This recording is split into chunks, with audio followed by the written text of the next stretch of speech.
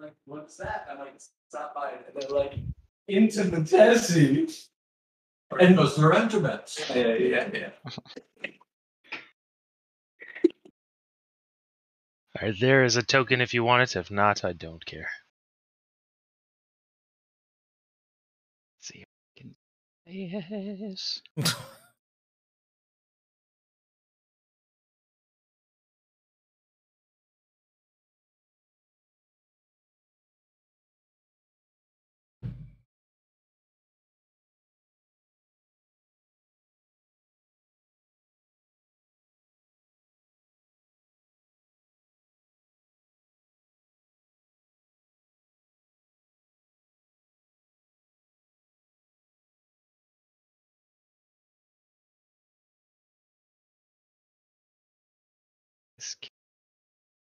Where does Roll20, where does D&D Beyond give you the opportunity to add 2 to your stats from level up? Don't understand that. One more time. Where do they give you the opportunity to do who? Sorry, Mike isn't the right spot. No, it was good. I just wasn't paying attention. I want to give myself my +2 ability score from level 5 or level 4. Yep. Okay, so just if you're just leveling up, if you hit edit your character and you go to class, it should be whatever level. Oh, class features. Yep. Okay, I got it. Go. Thank you. Yep. You can choose like the stat to put in. Yeah. And it records it. Yeah. Yeah, it'll say ability score improvement, and it's a drop menu, and then you can do it from there. Yep, I remember seeing that. Okay. Oh. And I'm going to turn on some music. You'll probably need to adjust it on your side. So. Okay.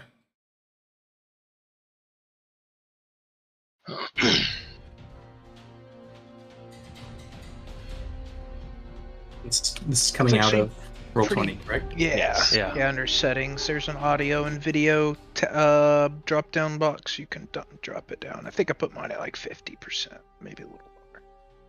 Oh, that's too low. I remember fighting against the voice. Oh god, yeah, the voice thing.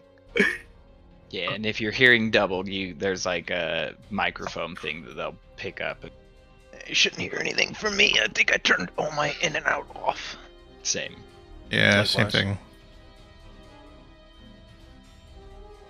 You can also make the pictures from people's names go away. If you just want a name bar. I made mine go away. Mine are gone. Bye! Well, your picture's boring. I just want yours to go away. Yeah, you missed that adventure last night. Trying to change it. So the picture would never upload. Yeah. Like, I tried to update it, and it's because when I had a subscription, I have so much shit on there from other campaigns that I'm 300% over the limit that it allows in Roll20. So I can't upload another photo. Nice. Yeah, so I turned them all off, and it doesn't matter. But now my little, like, South Park looking DM picture went away.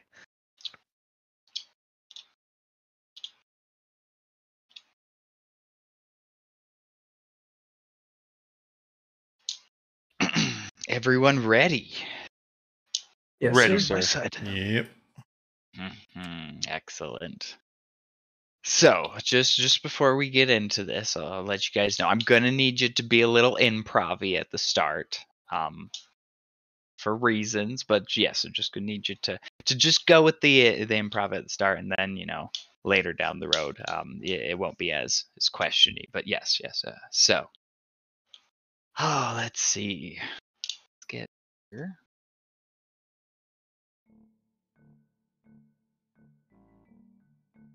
So, we find ourselves in, Fairview, a town that certainly lives up to, or that tries to live up to its name, but unfortunately, due to its location in the Forgotten Lands, it is fighting a losing battle.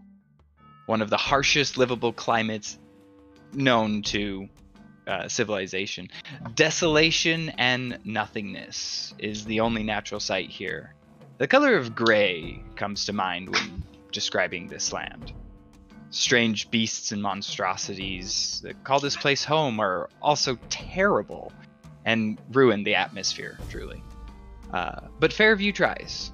Flower pots sit beneath street torches, adding a touch of blue and pink and yellow, while merchant stands, few and far between, sell fresh cooked fish. This evening is hot, but you know the nights will be equally as cold. But the safety of civilization is yours. Well, not fully yet. The town will be yours after your briefing with the king. So we go to the main castle, a small castle for those that have seen, but one that is strong, made of the white stone that often clutters the land. A small fireplace frames a larger chair in this chamber you're in. At the end of a table where you are all sitting, a banner of the King's Militia emblem sits on the wall, or hangs on the wall behind you, purple and golds. This is where you meet with the king. And this evening, his head hangs in his hands. Oh, okay. I need you all to go over it one more time so that I'm clear on what happened at the granary.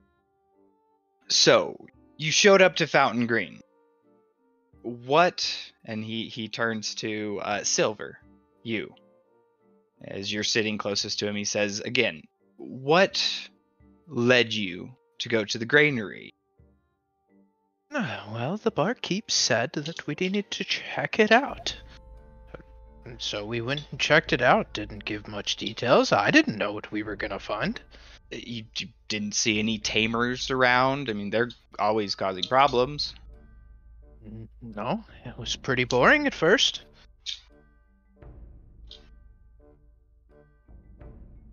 Okay, it's good so far.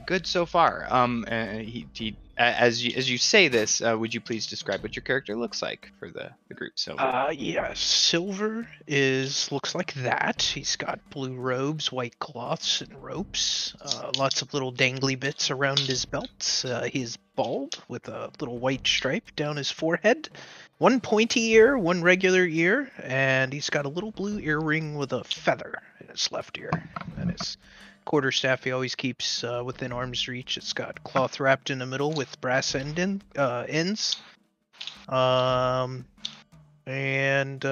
So just half elf, 6 foot, 6'1", fairly thin, about 185, and it's usually fairly calm demeanored and kept to himself. He keeps his answers simple, and for those that know him, he's the group at the table probably has a better chance of understanding when he's either not fully telling the truth or disclosing some information, but he's pretty close to the chest. The king then looks at you and responds, so we had reports that some strange, we believe they were tamers, were scoping out the granary for some reason. There was nothing when you showed up, just nothing. There was plenty within the granary, but no tamers within it. If they were scoping it, perhaps they scoped from a distance. So you went inside, excellent, and that's where everything went from went to shit from there. I'm sorry. Turns and looks at next to who's Gromley. Gromley, you're sitting next to Silver. Yeah. At the very end, and he says, "Okay. So you headed into the granary, and you found a secret tunnel. That's apparently you were the one who found it. So where exactly was this tunnel, and how did you find it?" Well, and he takes a sip from his little flask and cough a little bit. Well, you see, we were heading towards the granary, and it was close by because I took a gander towards the west side, and there was a little hill, and the tunnel is kind of set in that hill. I told the group about it, and me personally, I thought it was a good idea to check it out. Personally, I just didn't want to go there by myself, as you could understand, because who knows what creepy crawlies are in there. And obviously, I just want to make sure that I had backup just in case some nasties are in there. So I told the group about it, and they went along with me and kind of scoped it out. I don't mean to just say that you're wrong, but we've been in these hills and we haven't seen any tunnels. So how did you find it? I mean, at first, it may be deceiving, but when I took a closer look to it, I went over to the. I don't know if you all are skilled about it, but there's a little couple of what appears to be I don't know, maybe like false tree branches. I went over there just, out of curiosity because, all the hillsides look kind of normalish, but these tree branches are just kind of weird. So I had to go over there and check it out, and lo and behold, that's where the entrance was. This land just keeps throwing more and more curveballs. Thank you. So look for false branches. Got it. He looks down to, let's see, I think it's Theldor? Okay. And he says, okay, now you and the rest of the group decided to follow this tunnel. You found a strange hunk of metal, some sort of box container that inside had a hunk of wood. And then you fought something.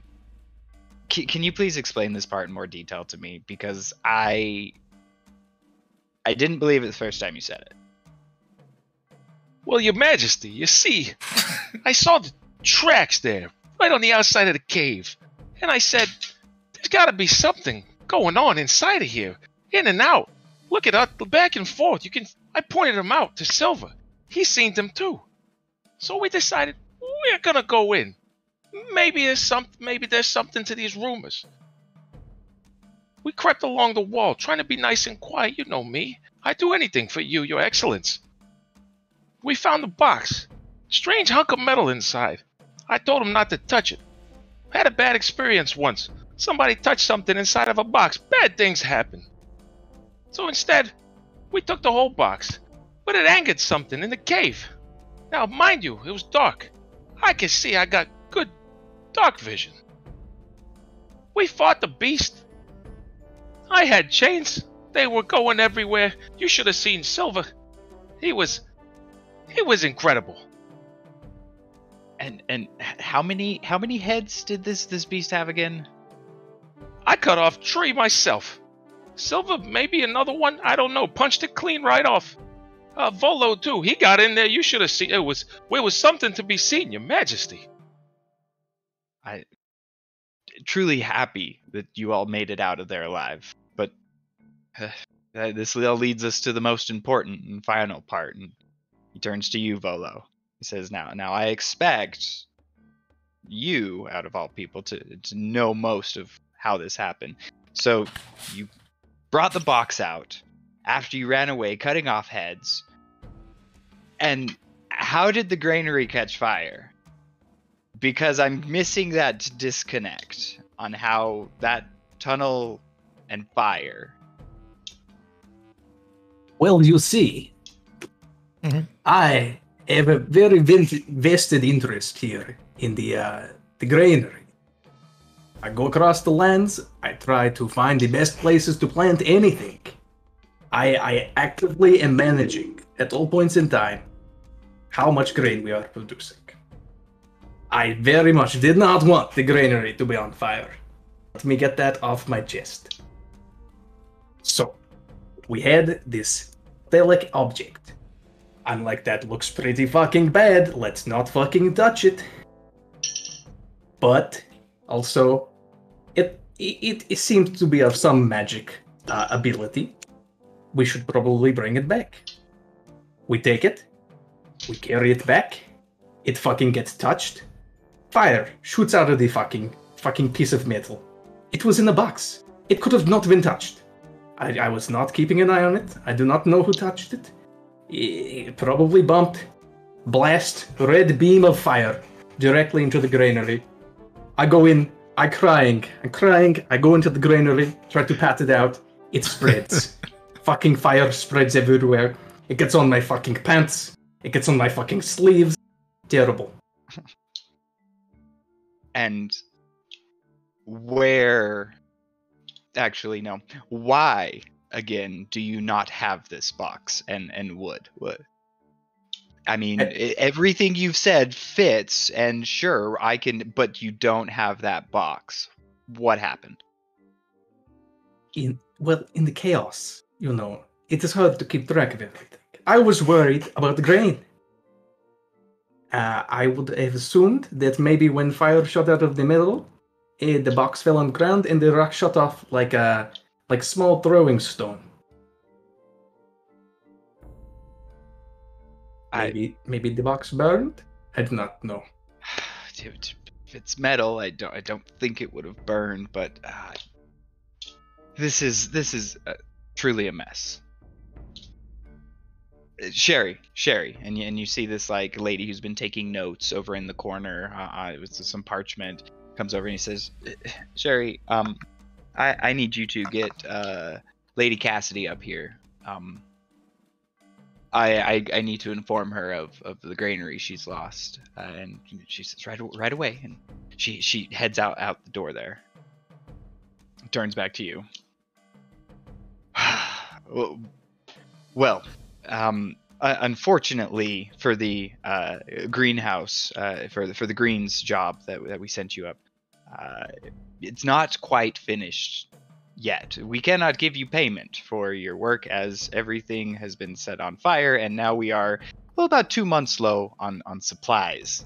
So with this metal box that you're missing as well, it's very difficult to continue forward. But there is maybe redemption for you. However, it will mean a trip to Escalante, and you all need to prepare for that and head that way. We just got a letter from the Trailblazers. You know that other group of individuals that kind of work not with you, but out there. They're sponsored by some nobles. They have apparently, in their excavation, also found some sort of metal-like contraption, container. Not quite sure. They've brought it back from the holes that fill the death wall, and well, they weren't able to move it fully from Escalante, so you have to go now and investigate and hope that there is some sort of problem to our granary issue in this, or maybe it's something like what you have and we need to tell them so it doesn't burn down our newest settlement. If you could do this for me, I'm sure enough time I can go and get the investigation at Fountain Green taken care of, because that's going to be a problem I'm going to have to deal with Lady Cassidy. Now, you guys know that. You know she gets upset about this, and so that was not the right move to make over there, but I'll try to sell this story. Anyway, can you do this for me? Can you just go to Escalante and make sure that place doesn't get burnt down? What do we know about Escalante before? You know that it is the newest, most kind of foothold that's trying to be made. It's built over by the Death Wall, which is very like where assumed the monsters come from. It's trying to secure the border. So it's fairly new. It's only within the last 6 months they've been trying to get this up and going with expeditions and exploration. So I mean, it's the farthest settlement. You'll see it down here. On the map. You all can see the map, right? Mm-hmm. Yeah. It's far away, but as far as you know, the route there is fairly safe, as with this being up, it has stopped some of the bad monsters roaming the lands, and it's next to a very scary part of the world, but relatively safe. Your Majesty, Escalante is it is a bit of a track. Could we not just send Pigeon to tell them not to touch the metal thing? I want you all to go there and be my eyes and ears. I would go myself, but I have to go to Fountain Green now and take care of, well, a burning granary. Well, probably not burning anymore. I do not have a big problem going. I'm happy to not be the one to deal with the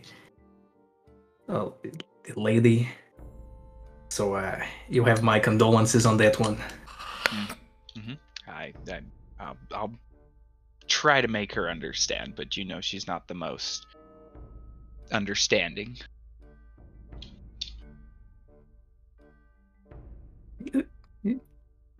All you have to do, go there, find out whatever this thing is that they found, and see if it's similar to what you have, because I found it strange, 2 metal boxes showing up in my, I don't know, in my information in the span of 24 hours. And if it is the same, should we confiscate it? As long as you don't burn down the town. I look around at the party when he mentions that. It's like, yeah, I think that should be okay. Of course, Your Majesty. Anything for you. Certainly wouldn't be our intention. Excellent. You have the rest of the evening to do whatever you would like, but please head out in the morning. It is about a 2-day journey. Halfway, there's a normal campsite as guards go up and down. It's not, you won't find anyone there, but you'll find the regular site. I have to take care of this, and at this time, Sherry comes back, and she's like, Lady Cassandra's outside, Lady Cassidy's outside, and she's ready to talk when you are. Thank you. Well, best get out as soon as possible. I'm sorry for being so short. This was unexpected, and I'll take blame for this one. This is my fault. But now you guys got to go do something for me, okay? I'll take care of this. You got to go do this. Yep, sounds good. Of course. You guys get up, head out, and upon exiting, you see this woman dressed in this gorgeous purple dress. She's very elegant compared to the rest of the citizenry of this barren landscape. For her to have nice clothes is a sign of status just there. Her hair's done up well, and she has these like large purplish earrings that dangle. As you all look by, she makes eye contact with you, Volo. She says, as she looks up, "You better not be causing more problems on our farming land." It wasn't me that caused the problem. It's a really fucking shit show, but like... Oh, Sherry told me, and I hope you have some money saved up, because I'll be looking for a new granary.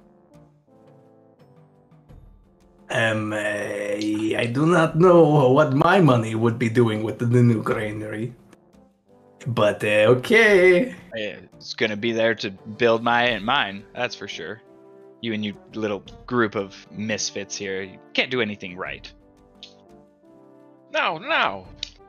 Lady Cassidy, we tried to put out the fire. There was so many grain bags. There was corn and wheat and barley. I saw 73, 24, 37. They were on fire. I put on my arm of agathis to try to keep the flames off and slashed at the fire with my chains, but I just couldn't get them out. She looks at you and she says, "Someone as worthless of you, I expect no different outcome." Well, that's just rude. That was just not nice. And walks into the room, and standing tall and proud, and just like almost slams the door shut. Right before she slams it, I'll throw a little remark in there. Perhaps consider getting your outfit cleaned. You missed a spot. Jeez. As fast as I can, I'll leave. Hey. She Guys stay in make it- Karen's house? She Karen. And you guys have made it through your briefing with the king. It is evening, 6 o'clock-ish. The evening sun kind of makes a little bit of the colors in the clouds, but not much yet. You still got a couple of hours up. And you may do whatever you would like to prepare in town. What you thinking? I head off to my house to get my adventuring gear because I did not have that on me at all. I have just singed nobleman's clothes on. Yeah. Yeah, that's fair. That's probably what I would do, and then, I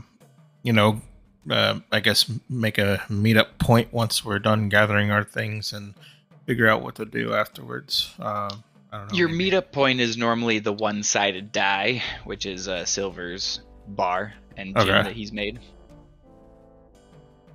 Looks like our normal events are gonna be cut short this evening. Put those dice to good use. JC's character's name, fuck, I don't know. Theldor. Theldor. Oh, you know I like to put the dice to good use. And, I've got some, business I'd like to take care of before I get there. Well, I'm But I gonna mean- head and get a quick pump at the gym. You go do that.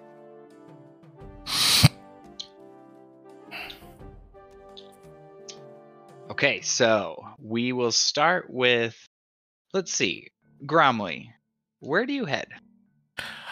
First, I would go back to my quarters to start gathering my things, and then probably what I would do is look around and see if I could make sure I have another flask ready of a decent ale of sorts. So.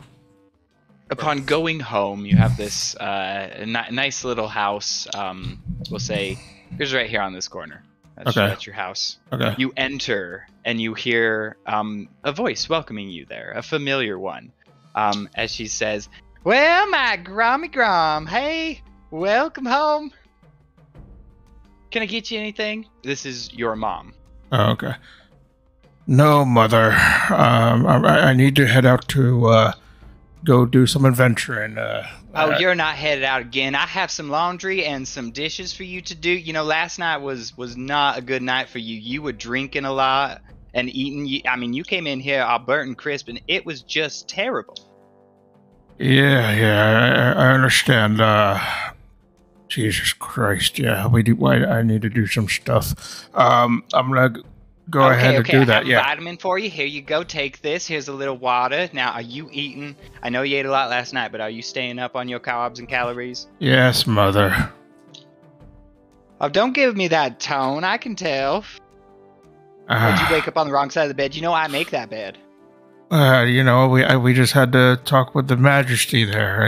It was rough, but overall it was fine. But sorry, mother. I'm trying to. I'll head and start doing laundry and stuff. Are you looking for that flask of yours again? You know I cleaned it. You never cleaned that thing. Oh, bless you, mother.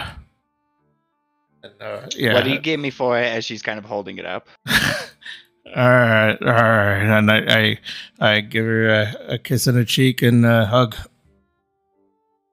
Oh, you treat me so kind.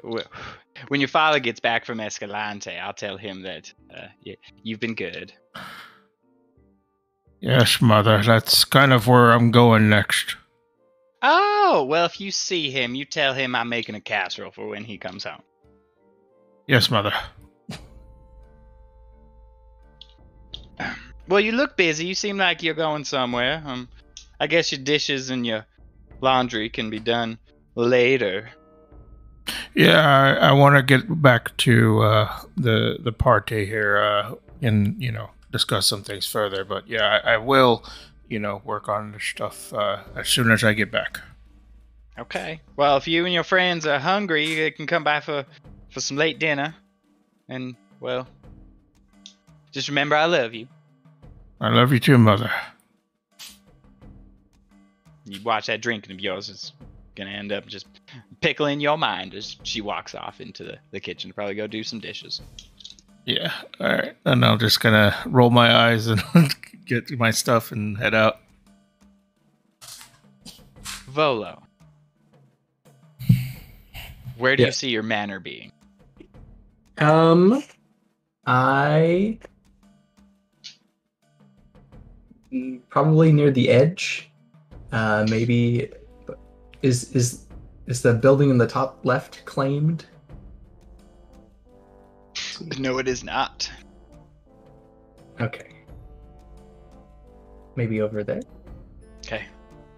So you head to your manor. It has these a stone fence around it with these iron barbs up at the top, which ivy grows over them, and just unkempt land and grass. It's to some it might look, not fitting of nobility, but to you, it's perfect. It reminds me of the old country. You open and your front door has just the loudest creak to it, and it's the sound of home as it's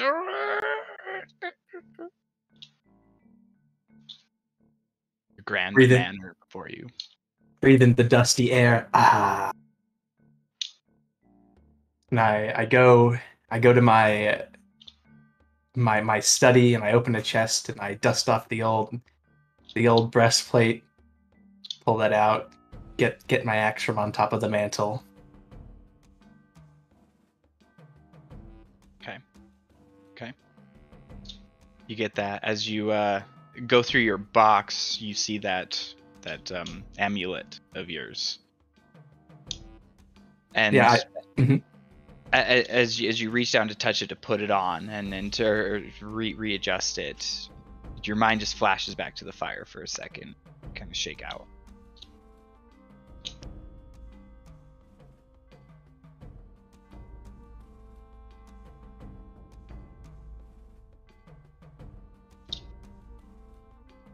You're in your house. It's quiet, silent.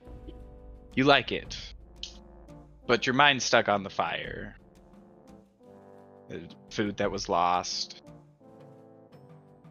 The strange box.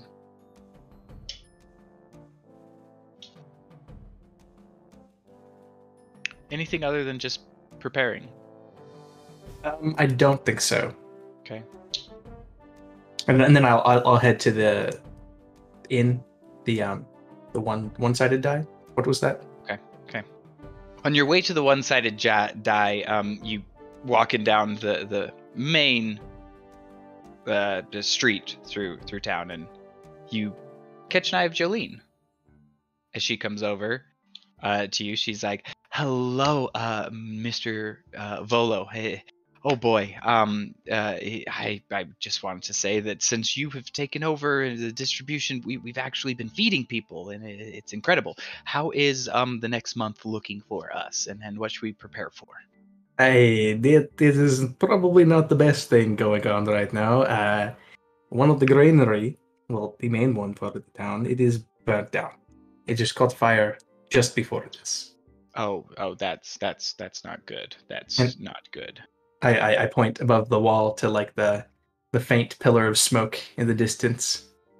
Yeah, it is very bad. I do not think that we are going to have enough for the next couple months. So rationing is in effect then, huh? Yeah, immediately in effect. Oh boy. People aren't going to be happy about that. Oh, people are going to be very unhappy. I can't even tell you what the rationing would be because we haven't been able to do a full count. Very little grain was saved. This is not good. But you have a plan, right? I mean, you've always had a plan. Every problem that showed up, you've always had a plan, Volo. So do you have a plan? Tell me. And she kind of reaches up and she gets closer, and you see a bit of panic and kind of sweat coming over her brow. I put a hand on her shoulder and I'm like, I do not have a solution right in front of me, but we are headed out. I'm going to go see what the best we can do. We probably won't have grain, but maybe we will have some other food source. You know, this is bad. What about the fish? I know you're not big into the fish stuff, but what if I talk with Ikathon and maybe have him, I don't know, up the fishing that happens here? I think that's about the best we can do right now. Okay. I'll do that, and then you try to fix whatever else happened. Oh boy, people don't like it when food is low. No, I nod and I head towards the one-sided die. Oh hey, you doing anything later? No? Okay. I look at her and then I look away and keep walking. That's okay. You're busy. You're so beautiful. She turns around and walks off in a fast rush as you head to the one-sided die. Silver. Yes. What business did you have beforehand? Where is this cunt staying? Lady Cassidy? Yes. She stays at the castle. She doesn't have a place here? No. Her family has a big manor back in Fountain Green, the place where the granary is. But the council member just stays she just stays at the castle. Yeah. Did she come via carriage? Probably yes. Or horse? Any form of transportation? I'd like to go there. Okay. The stables. Yeah, I'd like to go to the stables. Okay. Right outside the walls, there's a stable house where they have like one cart, but it's not used often, as most of the transportation is just horseback. Okay. And is there a typical guard or set of stable master or folks that stay around the stable often in these little houses or something? There's a guard. There's a couple guards that kind of wander around the perimeter out here, and there's one stable master. He's there. His name, he goes by Kevin. I would like to disguise self as like a stable hand or something. Okay. And so do you have a casting of a spell? Is this something? Let me see here. I know I just have the toolkit. I'm just proficient with the disguise kit. Okay. Okay. Give me a disguise kit check with, I will give you, let's see, intelligence or dexterity. Let's do dexterity. So just a flat like dexterity roll. Yeah.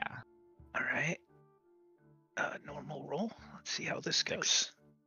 This will be how you reenact. 21. Okay, yeah.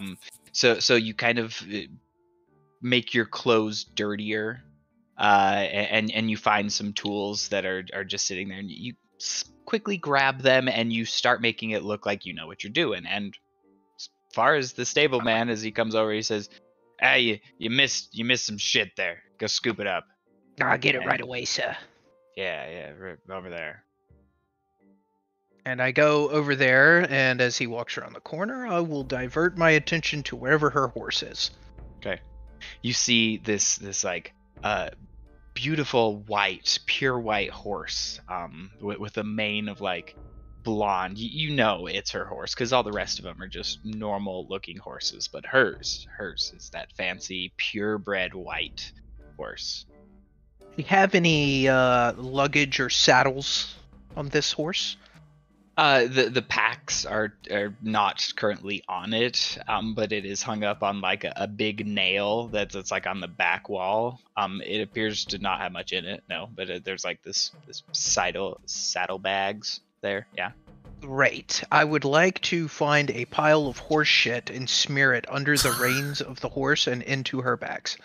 Okay. I mean, you just scooped up something that the horse master said for. But to do this, as you do have the stable master walking up and around, I'll need a sleight of hand check. Okay, let me do this. All right, let's do that. Sleight of hand. Roll. 17. 17. Okay. You reach up and smear some poop. You have it in your little scoop shovel, your rake that you were using it in. And you kind of smear it on with that underneath it, and place a nice little log in the saddlebag. And as you do, you look over, and he's just coming around the corner, and you put your stuff down right in enough time. None the wiser. And then I will leave. Okay. And As head you to the leave- one-sided die. And head back through the gates. You hear a whistle coming from the alleyway, and you recognize this whistle. These are the grave robbers trying to get your attention. And let me look at those notes here. Hold on a second. Grave robbers. Yes, I assume that I'm in cahoots with these people, Absolutely. and I will just nonchalantly stop and wipe some sweat from my stable hand looking forehead, and then walk down that alleyway. You walk down the alleyway, and right as the light covers it and it gets really dark, you see walking out of the shadows into light that parts between two of the rooftops. You see actually a council member, Sir Ichthon Ronald III, steps out. This kind of spindly man.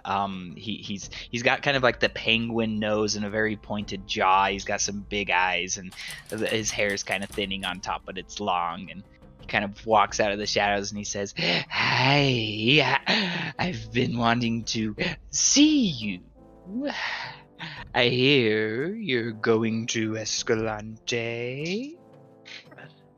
Lord Ichthon, I have been meaning to see you as well, and it appears news travels fast. I have my ears everywhere. So, will you be able to find something for us? For the grave robbers there? Keep it on the down low, obviously, but I would like to know what this new discovery is. There's always a price. Normal amount? If it's good, how about double? I have a feeling. But don't tell the king. What do I know about this Ichthon? Any past dealings I've done with him that might lead to this being weird? No, you've worked with him a couple times. I would say last time that you worked with him, as most of your trips you go on, you have been working with the grave robbers. But last time when you went, he actually showed himself that he was the one kind of leading as you've gotten into power. He's head of the grave robbers. So this isn't out of the ordinary, but there is kind of an underlying shadiness to it all, as it is kind of under the king's eye. Under the king's eye and double the price. What do I Roll owe the a- pleasure? Roll a history check. Ooh, I'm very good at those. 12. Okay. As far as you can tell, Ichthon has good intentions. With your history of working with him. In this moment, as you ask that question, he says, "Well, it has gotten rather boring, our discoveries, and this is the first big news. So I'm quite excited." I can see that. Well, we are in a dump. I suppose anything out of the ordinary would be exciting. I'll let you know what I find. Very good. Double if the king doesn't find out.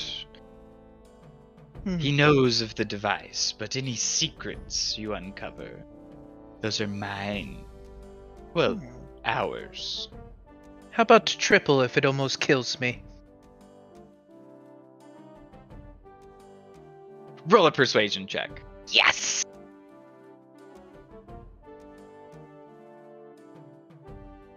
19. Oh, 19?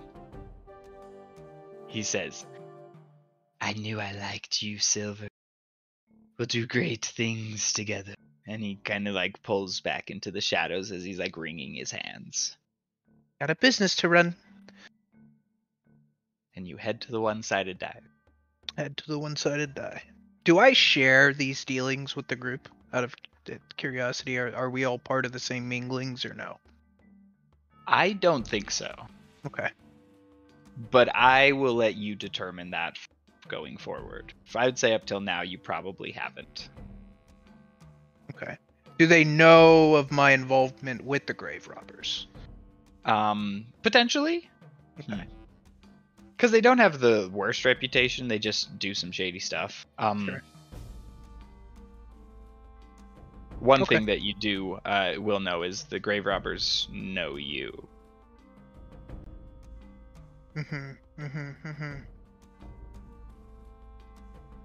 And to Theldor. Where do you head? Theldor's gonna head over to the one-sided die and hit the gym. Okay. He's gonna drape his big heavy chains over whatever he's lifting and use those in tandem, extra weight. And he's got Baxter there. You know, and Baxter's sitting down. You know, he's disgusting, like, you know, squirrel-sized fly. Yeah. And he gives him like a single chain link. He's like, Baxter, you gotta keep those muscles big. Just vomits on the chain. Starts to dissolve it ever so slightly. I love him. He's my favorite. I want one. It's pretty sparse in the gym, as with this new development at Escalante, about half of the members were sent there. Had some guards, you know, anyone capable and strong were sent out. So the gym's a little short right now.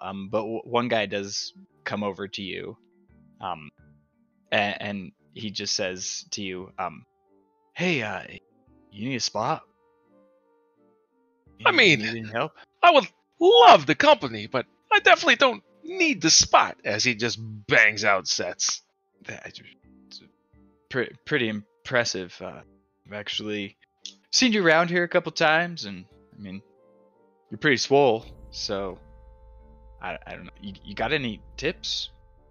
Supersets. Supersets are the key to staying swole. You gotta make sure you're getting maximum effort. If you want to get the big bulky muscles, you gotta do heavy weights, light reps. But me, I like medium weights, high reps, hit program all day. Gotta stay high on the protein.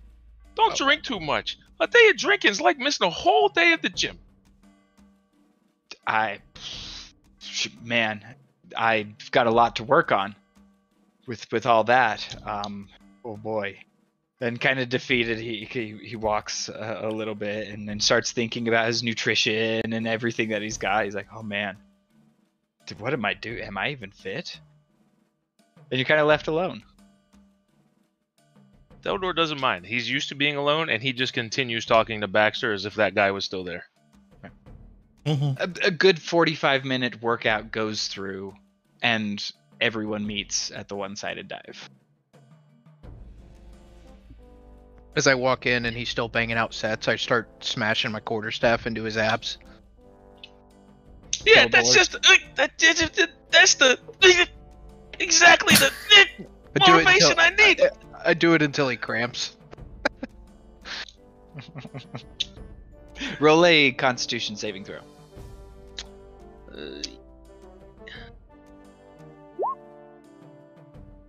You get like 3 more reps in, and you start cramping real hard. All right. What are you doing to me? Yeah, you only got 2 yesterday. I say it's helping, and I smack him for a 4th time.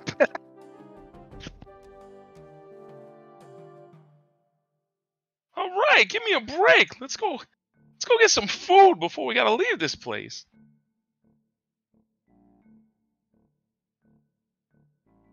See what I can conjure up for us, I guess. And I'll grab one of the waitresses or whatever's around, waiters, barkeep. Yeah. I mean, there's probably one individual running your bar, as it's just sparser land. The fact there's 2 bars in this town is a bit much for that, but you got the gym on the side, which helps it run. You get some basic fish. It's mainly what people eat around here, and with the rationing coming through, the grain's probably being held, so you have a nice fish on a stick, roasted however you would desire. And all 4 of you sit down, eat up.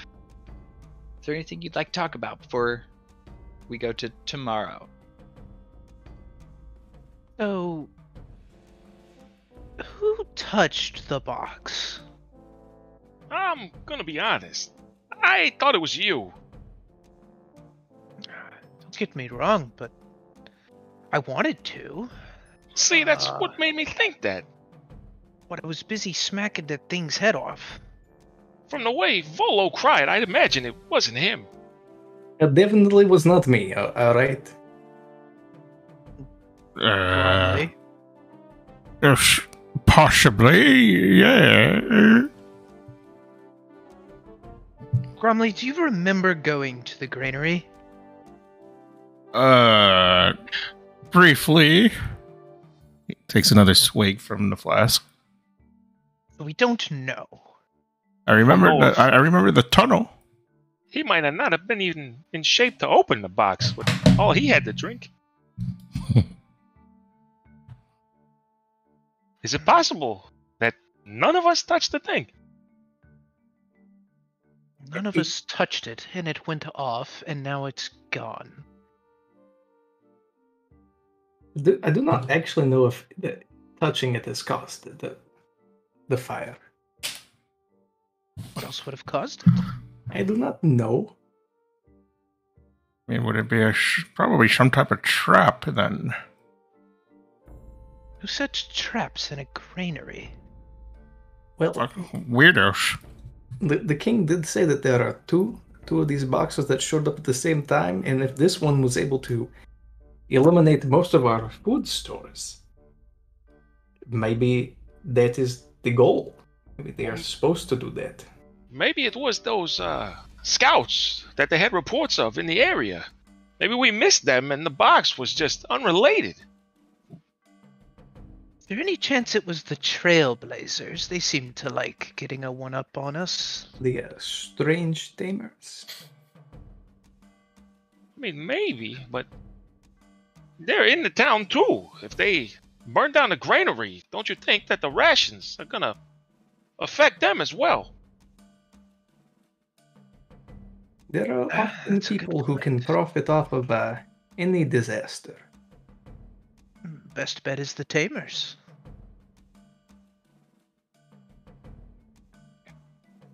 Yeah, maybe. What do we know about the wildlife in this area? Is there any wildlife that would potentially cause a fire? Just in general, like would it have an ability to do that? A few potentially, but it's not like something everything has. No, general wildlife is non-existent. It's just monstrosities and beasts. You'll find like strange like hyenas, but they have like some tentacles growing out of their back. You'll find strange monstrosities like that. It's Tamers not out of the realm, but tamers can control creatures. Certainly possible. I mean, they don't like us. We split from them and they split from us. You know, we don't see eye to eye anymore.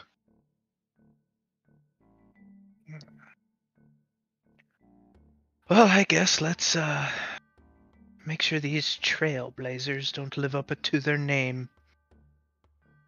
We'll keep an eye out for them tamers too when we go to Escalante. Yeah, they're. I think they're trouble. We need to keep a close eye on them if we, see them. Gotta watch our backs.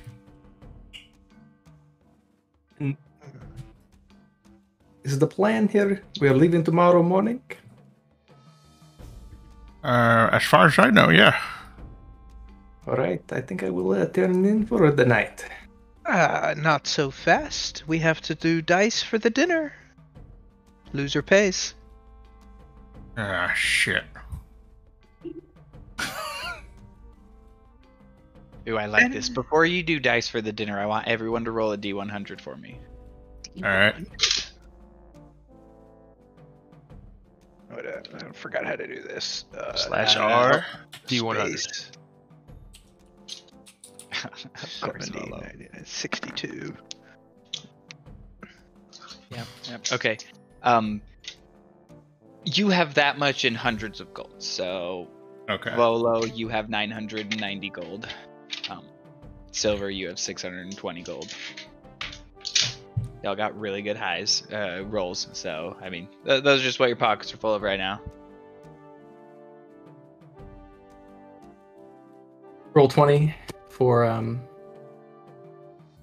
Yeah, just straight 20, I suppose, for the thingy. Hey.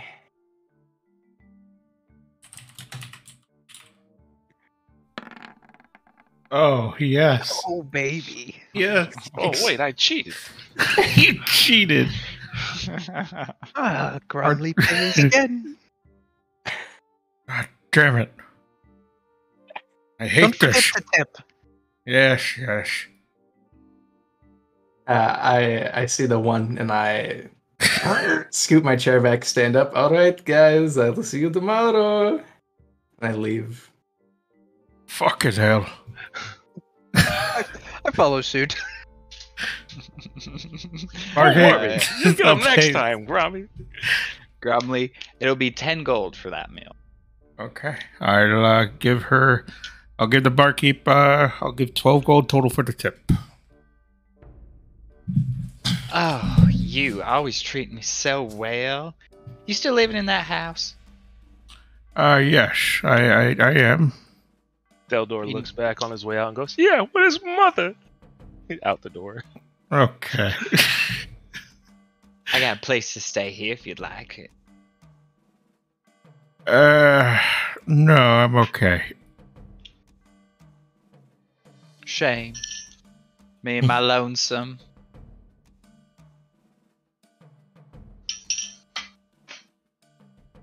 Okay.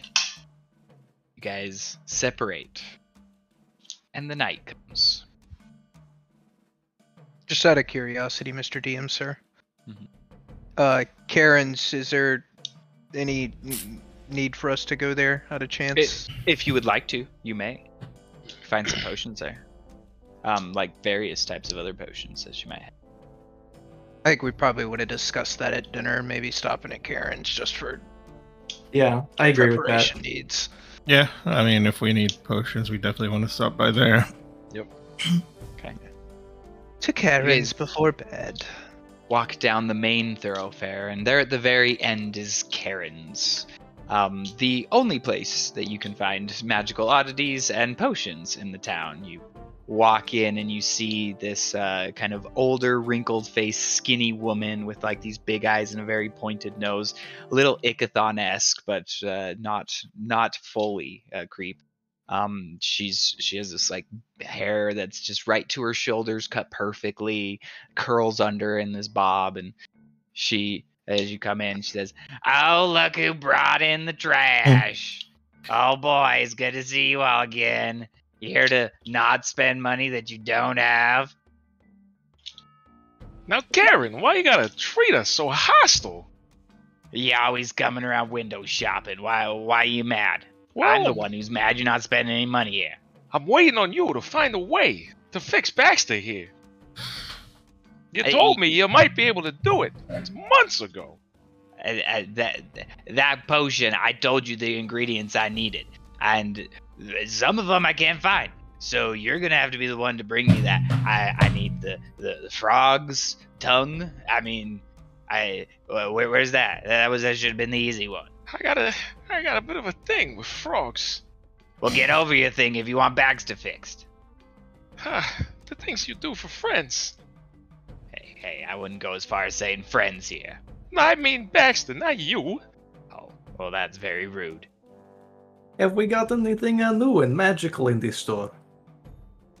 Well, I got my few potions of healing if you want. I mean, that seems to be the only thing you buy. 50 gold for a little healing, and I'm working my ass off over here. Let's see. Ooh, here's something. A little potion of fire breath.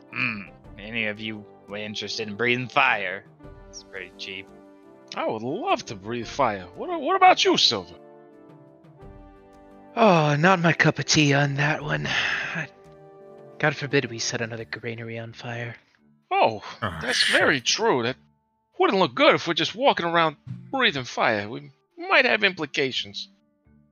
I got this potion of heroism. If you're scaredy cats, this will make you not afraid and give you a little bit of oomph through it. I know that all of you are so afraid. I will take 2 potions of healing and that heroism. Yes, a heroism potion. It'll run you about 500 gold, but that one, potions of healings are 100 each. You run a steep bargain, Karen. As paying customers would like a fair price. Oh, really? You want a fair price, huh? Yeah, don't forget how you got those potions. I give her a wink. Oh, yeah, I remember you searching in the coral reefs for that strange herb. Sure, you've been good to me. Roll a persuasion check. Yes!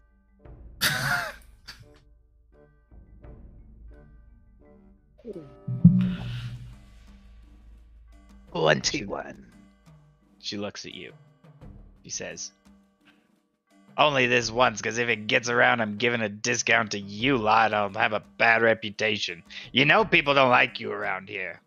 They say you're a bunch of mess-ups and can't do anything it's not a right. discount if it's the regular price, too. Perhaps we can just strike an accord to not share this with anybody. Don't Agreed. forget we are well-traveled. Well-traveled around the smallest bit of land I've ever seen. How did I get stuck here? I don't know. Must be your charming personality. Thank you so much for the potions. What else do you have? I've got this potion of invulnerability, but it's a little iffy. It kind of shimmers on and off. It doesn't really. I don't know. I haven't tested it myself. It's kind of a mistake. I'll give it to you half price. So let's see. The potion of heroism, 500. Shoddy invulnerability, 500. Potions, 100. And let's see, what, 10% off? Will that work? 10%? You know what? Maybe we do throw in that potion of fire breathing. I'll buy that. Just keep it hush hush.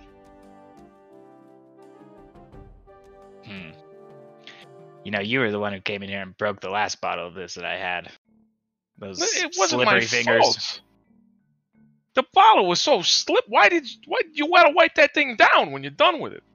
I mean, I'm not the one walking around with a fly puking on my hands all the times. Listen, don't bring Baxter into this. He hasn't done nothing to you. But be nice. Oh, he's giving me extra work. That's what he's done. See, potion of fire breathing will also be 500 gold. I'll take the invulnerability, I guess. Oh, do you have any more potions of healing?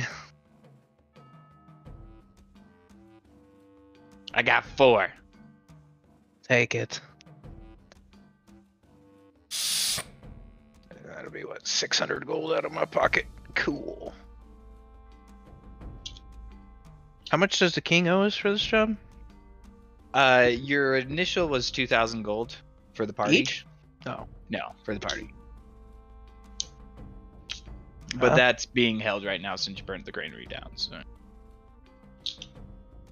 Let's see if we can find a way to break even.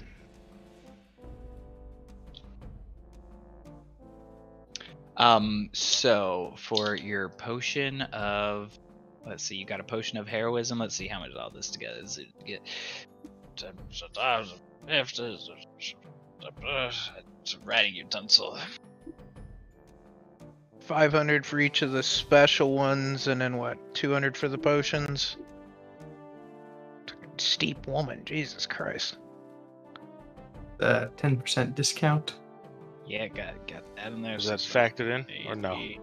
Yeah, it's factored in. I'm doing math over here. Would you just calm yourself? I didn't see any of you doing it.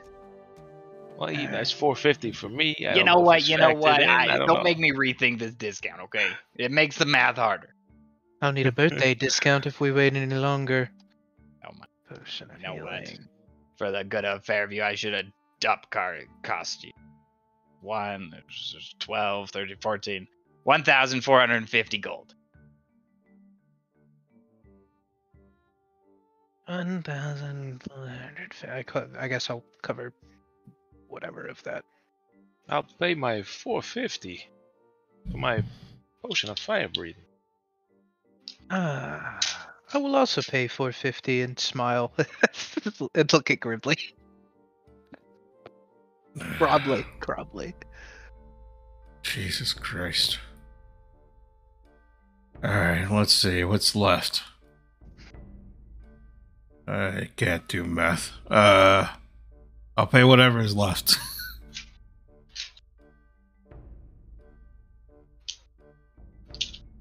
Let's see. You had 450. What's left? You got, what is it, $730?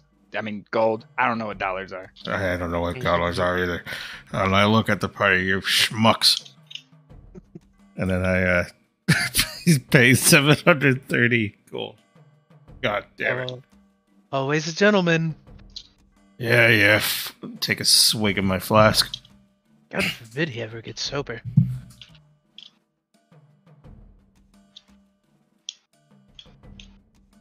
I mean, Pelor forbid he ever gets sober. God damn it.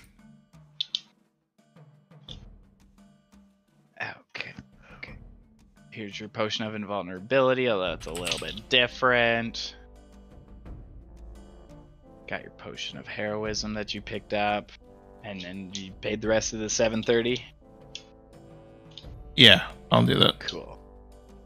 And then you got 4 healing potions. So, oh, and then the potion of fire breaths. I thought they had that in here. It lets you just cast a 15-foot cone, doing 2d6 fire for 3 times. Yep, they got it. They got it in On D&D Beyond. D&D Beyond. Yeah. You said 2d6? I thought it was 2d6 for the fire breath. This says 4. 4d6, even better. Mm.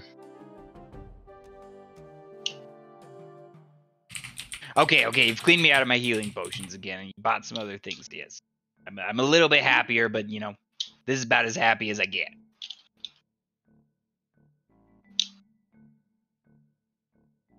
Well, it was a pleasure to see you, and I'll leave Baxter outside from now on. I wish I could say the same. She takes our money and so mean, he says as he walks out.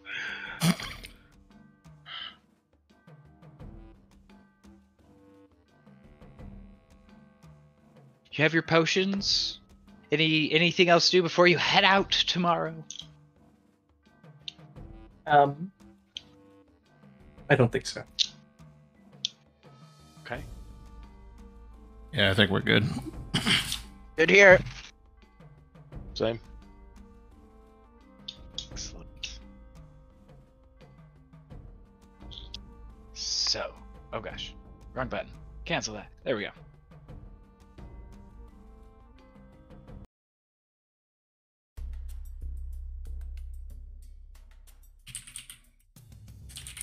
Button.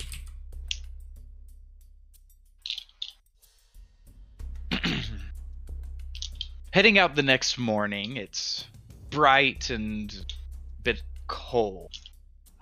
You are given your horses to ride on, to make it the journey, the 2-day trip. And you head out into the Forgotten Lands. It's empty. If it wasn't day, it would be shocking because of the darkness, and you've spent a couple nights out here. The darkness is frightening because there's nothing to hold any light, so the void is just mysterious. During the day, it's just sad. So no stars or moons or anything? As the morning is there, you do see some stars and a moon that has already no moon, but it's already set. There normally is one. And for the day, you travel. I want everyone to give me a perception check as you're headed out.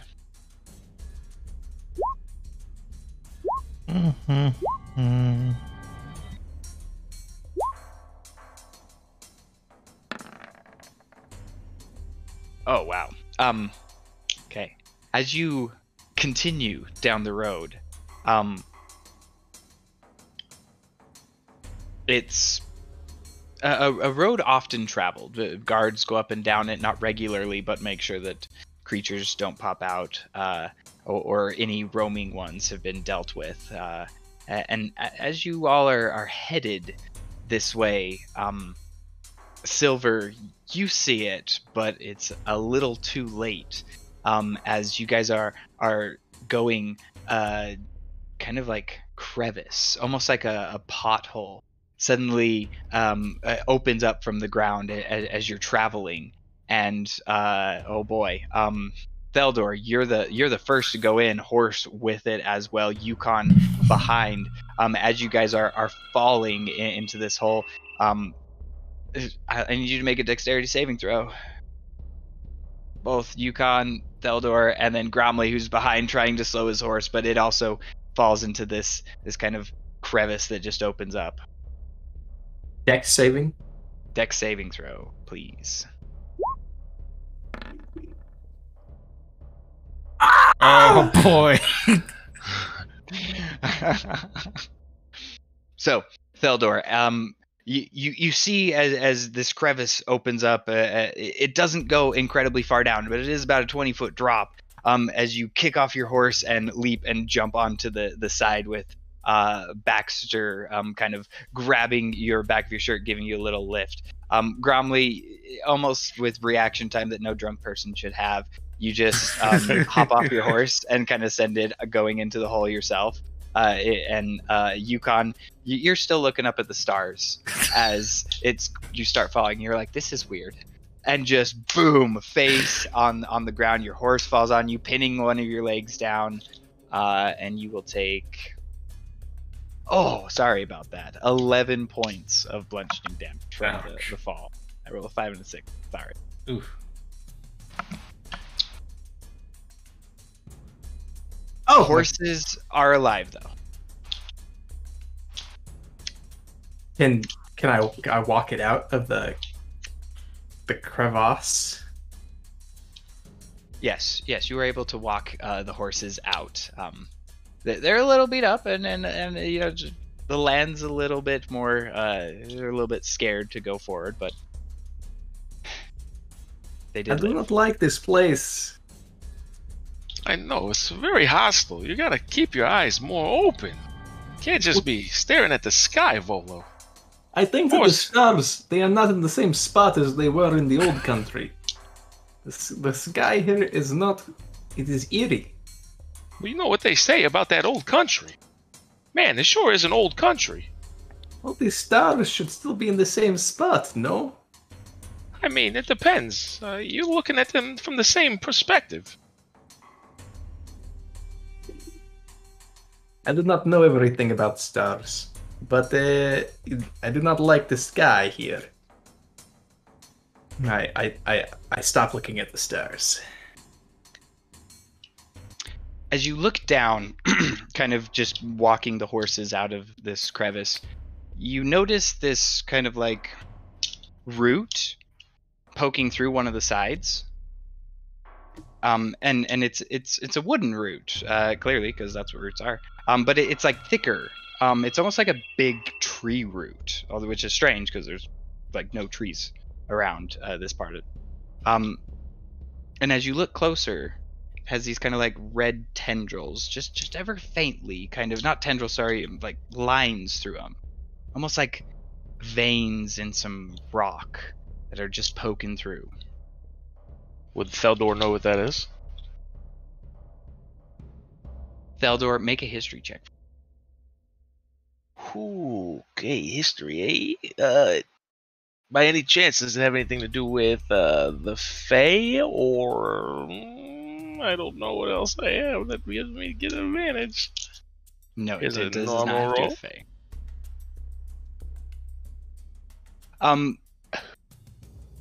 You would know that sites like this are common and much more prevalent in the brambles, as I think you would be the only person who has maybe seen the brambles.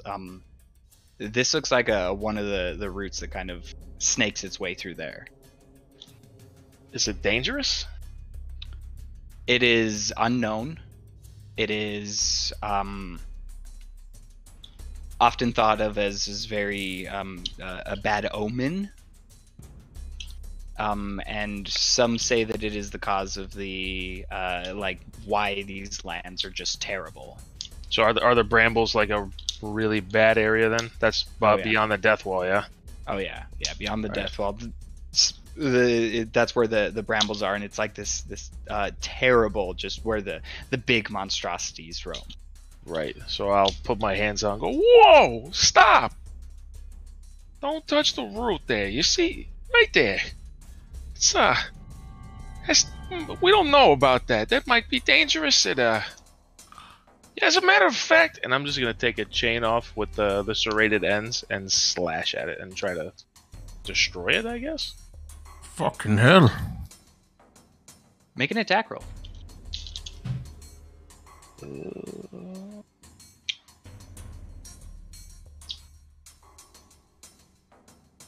As you slash with your spike chain, right? And you're kind of trying to cut through it. This thing is incredibly tough. It is. You don't even make a scratch on it. I would also like to swing at it. Make an attack.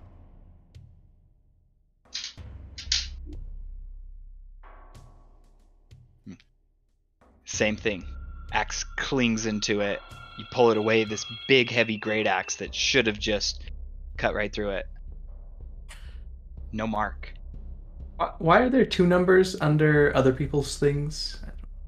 They're rolling with advantage, probably? Yeah, I just take the first number. That way. Right. How do you do that? It's a mod in your... Ooh, where is it? Oh, in the rolling, in the add-on. Yeah, I think you can do it from Roll20 also, always roll advantage.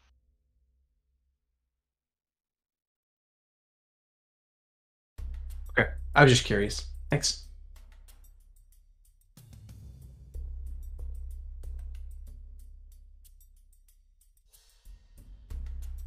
No yeah, marks. if you go to the settings wheel and Roll20, there's a dice options. And you can click enable advanced dice, I believe. I'm not sure if that's it or not. Okay, sorry.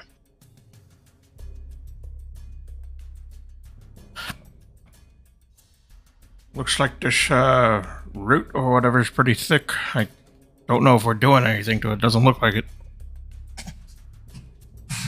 Well, I do not know. I was just hitting it because Eldor went for it. just don't let it touch you. I don't know what it may or may not do. Be mindful of the horses too. I climb back on my horse and continue on the road. Okay. Yep. First night comes to an end with no issue of tamers. You find the campsites, just looks like ground that's been regularly patted down with like a fire pit around it. And you guys make camp for the night.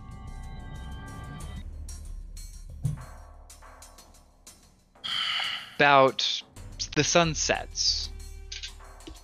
And just as you all are fixing your cooked rations, whatever you would eat on this adventure,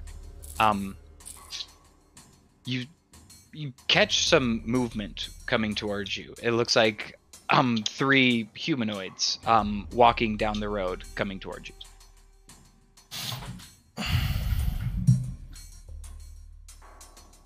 Does anybody see this? Yeah, I'll keep an eye on them. Don't have the appetite for guests tonight. 3 humanoids. Is there any more information about them? One's extra tall and big.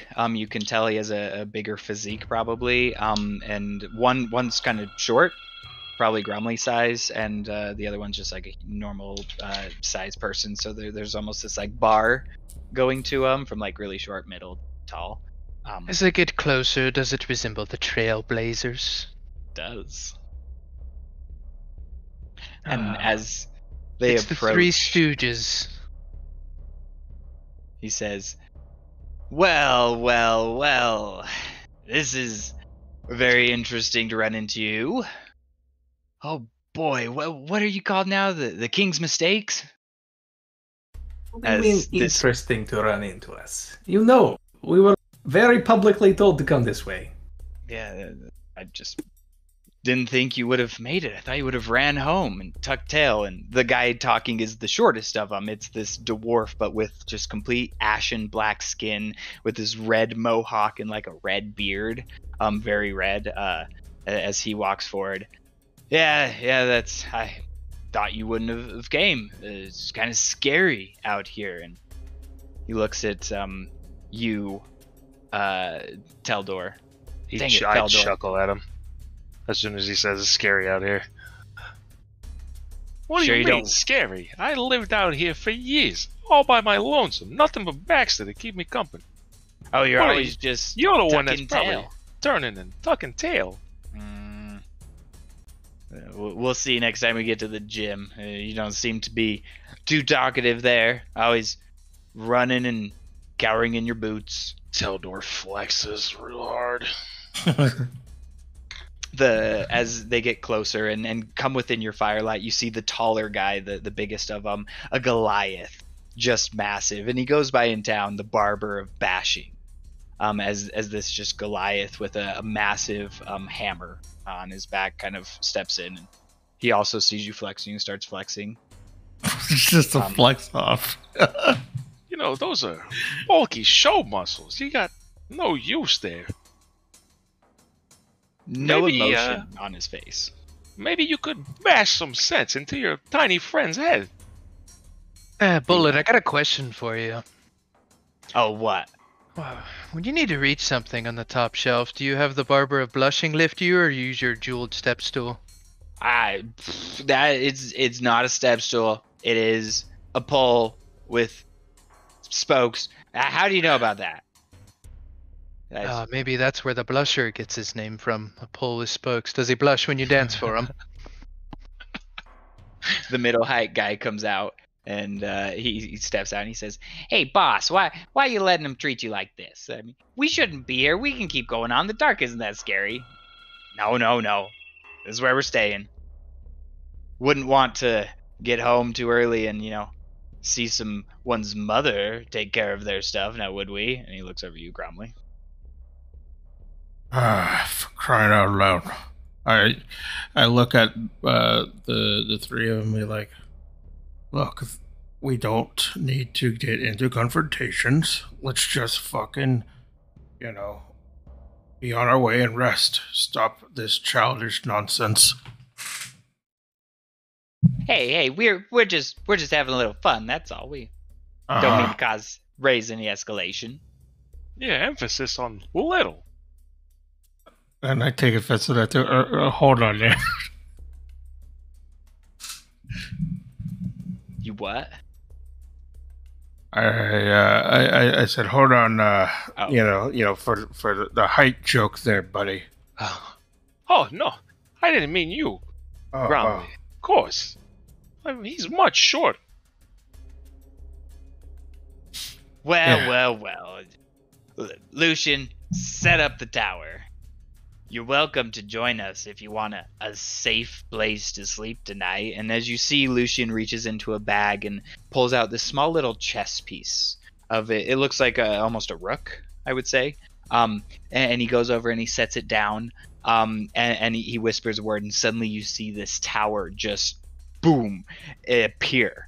It's like 30, 40 feet high, and it just where there wasn't one before. I would say it's about 20 feet in diameter. There's a door there, and he opens the door, and Lucian and the the barber of blushing, I guess, walks in, and you see like there's this almost setup with like a table and a place to cook food and some stairs that wind up on the side. As the bullet looks at you, you're welcome to stay here if you want. You don't have to. Well, that looks much nicer than the floor. And I pick up my sleeping bag. I go to walk in. Does Teldor know if is this are we like in an inherently hostile area as far as is there more wildlife to be concerned about? I would say most of the land is concerning, yes. Well, never turn down a free bet, I guess. I grumble and like get my belongings and like show offs. Okay, you guys stay down here, lower floor. There's some cots set up on the side. They're for, when we were in Escalante, this was a good little outpost for them. And, well, now that we're gone, I hope you can go down there and take care of them. Yeah, of course. And he taps the Goliath on his abs as he goes in. You want me to show you how to get some real muscle? You let me know. He looks at you, glares just as he scowls across his face. And I can feel it as I go by, and I flex again. Sits down at the table. And he like puts his arm up in like an arm wrestling. Oh, all right. And Teldor sits down. He's ready. Okay. And I get Baxter out. Cheer me on. As you clasp hands, make an athletics check.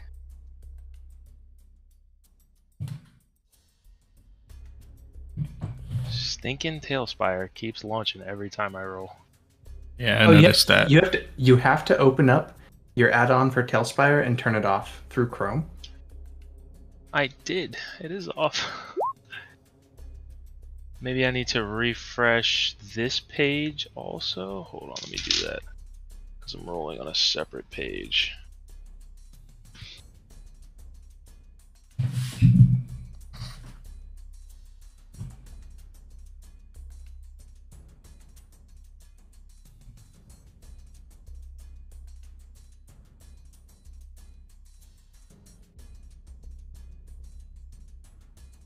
Alright, we'll see if that works. You clasp hands, and it begins. He gets a little bit of jump on you and puts you in a real rough place, and just as you're holding there for a second, he just looks up, and very faint smile crawls across as he just slams your hand down. Top of Theldor's head. I'm gonna use minor illusion. And just make like I don't know, like a 2-inch image of maybe a little bit bigger than that of Bullet dancing on a jeweled pole with a bullet for a wiener. I'm gonna go up behind Teldor and I'm gonna put my hand on his shoulders and like give him a squeeze. I'm like, I think that you can do a lot better this time. And I'm gonna give him a bardic inspiration. All right, best out of 3. Squints at you. Make a persuasion check for me. Oh, this is gonna be not good. Oh. He gives in. Puts his hand back up. You saw that he was getting ready to stand up and walk away before you mentioned that. He sits back down. Puts his hand back up. Make another athletics check. I was caught off guard by your breath. You have a D6 in addition. That's the bardic inspiration. Nice. Thank you. Oh. Okay. He gets you. And it starts going down and down and just this just shoulder rub. This magical shoulder rub that you got just loosened up the muscles enough to make it so you could crank it back over and get the advantage. You slam his down. He gives a little kind of huff. Now Throws I'm his loose. elbow back down. All right, now it's time for the tiebreaker. What's your modifier? For athletics, plus Yeah, 7. 7. Yeah, his is too, so this is like a straight roll. Oh shit. All right. One more? Before he does that, he reaches into his pouch, pulls out 20 gold, slaps it down. Oh. I reach into my pouch, pull out 50 gold, and put it down. And I say to Thilder, you better win. I need your money back, you assholes. What are you talking? I paid 450 gold for my potion. I paid 730. Shut up. Yeah, but I only got the one potion. You better talk to those two. He'll call you on that 50 gold. 50 gold. All right. And I would like to use my inspiration, please. Oh, the one I gave you? Yep. You greedy motherfucker. Yep. It's more of there's ego at stake right now. Okay. Let's set the DC. Oh, it's a 22 DC. Oh. That's rough. With that, just effortlessly pulls you down, and you get to the point where you're just holding it there, and you like look up at him, and he's not a smiler, but he cracks a smile for this one, holding you there, you trying to fight it, and he just seeing he has that energy in him. He just boom slams it down, scoops up the 50 gold, walks up the stairs. I guess that thing your mother told me is true. Size does matter. Sigh really loudly and just take another swig from the flask. Must be the same hand he uses when he watches Bullet. It's okay.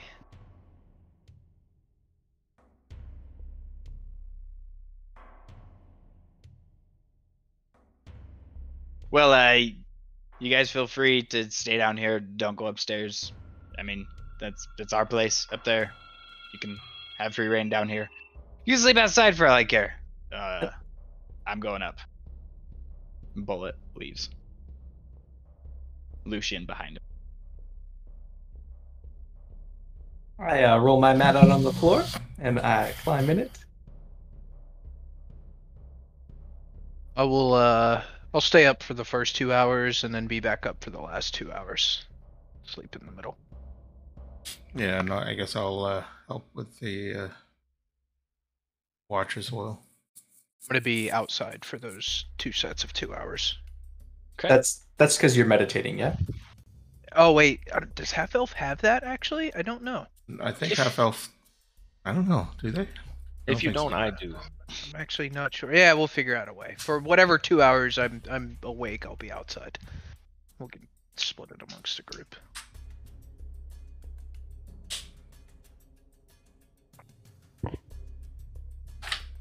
Okay. Roll a perception check for me.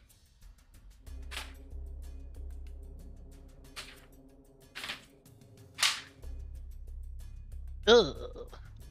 Okay. You don't pick up on any tamer sights as you're out there, and it's awfully quiet. Just how I like it.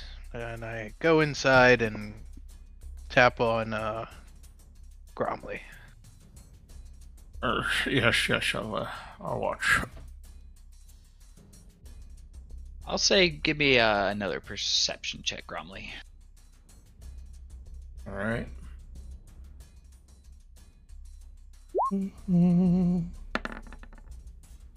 13. Very similar to Silver. It's pretty barren. There's no sights of tamers. It kind of feels weird. Okay. So I head back in, and I think Silver's gonna take the last, right? Theldor will take Theldor. it. Okay. Go and tell Theldor your turn. Watch it. I feel kind of seems kind of odd out there. Yeah, it's not a problem. Then he'll go outside. And he'll do the same. Roll a perception check.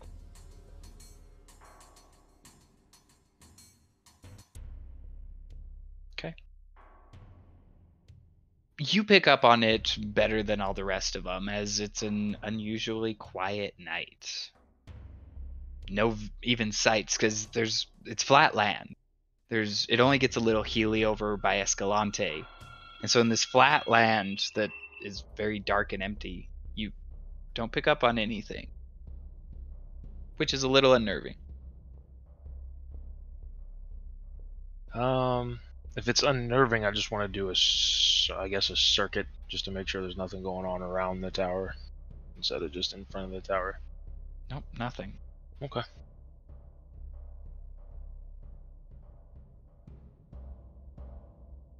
I'll come back in and start waking people if it's time.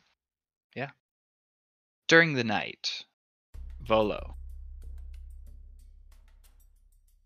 Yes. you find yourself in a dream, like usual. But this one seems more lucid. The part that stands out to you is this winged woman who is floating over this land. As you kind of get a glance around, as you're not your body there, you're just seeing this. You see this vast landscapes, just being woven, or with these large roots that weave in and out through it. They all have this similar red tendril like veins through them that similar to the ones you saw in all stretches of the land. It's just the same, these giant roots, and we're talking roots the sizes of skyscrapers, mountains that just curve up and down through this, pulsing with these veins. You see standing as you look up and over this winged woman kind of floating over what looks like a pit of just blackness, crying black tears into it as she looks at you and says, "I will not give up my land." She falls into the pit and it kind of splashes up and over, and you see all of the roots stop. Whatever pulsing, whatever moving, weaving they were doing through the land, they freeze. And you wake up.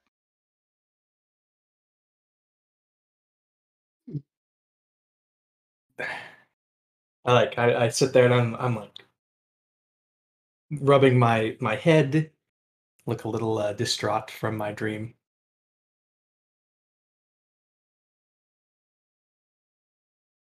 And then I stand up and I start getting all my stuff ready to go. Roll This up time ahead. that Theldor walks in and starts waking people up. He sees you're already awake. It's a bit eerie out there, Volo. I don't know what's going on, but there doesn't seem to be any sign of life whatsoever.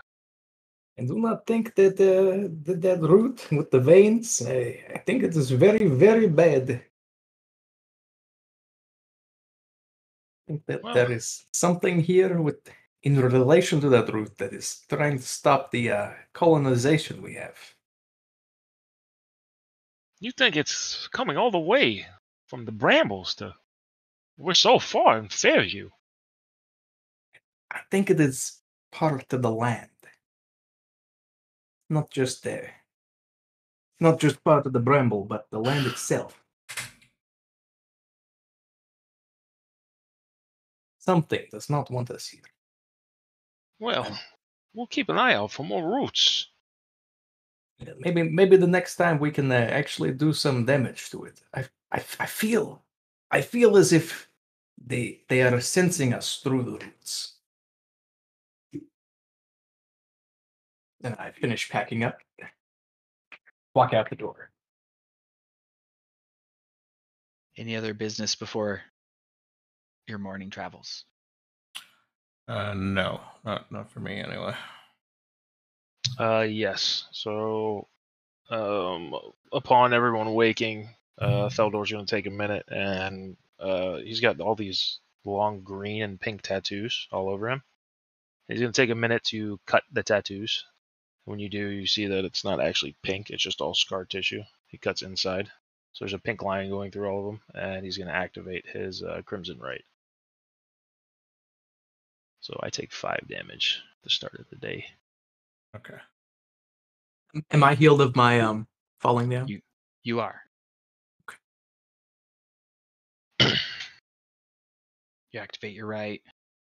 How long does that stay on it for? Until you drop your weapon, right?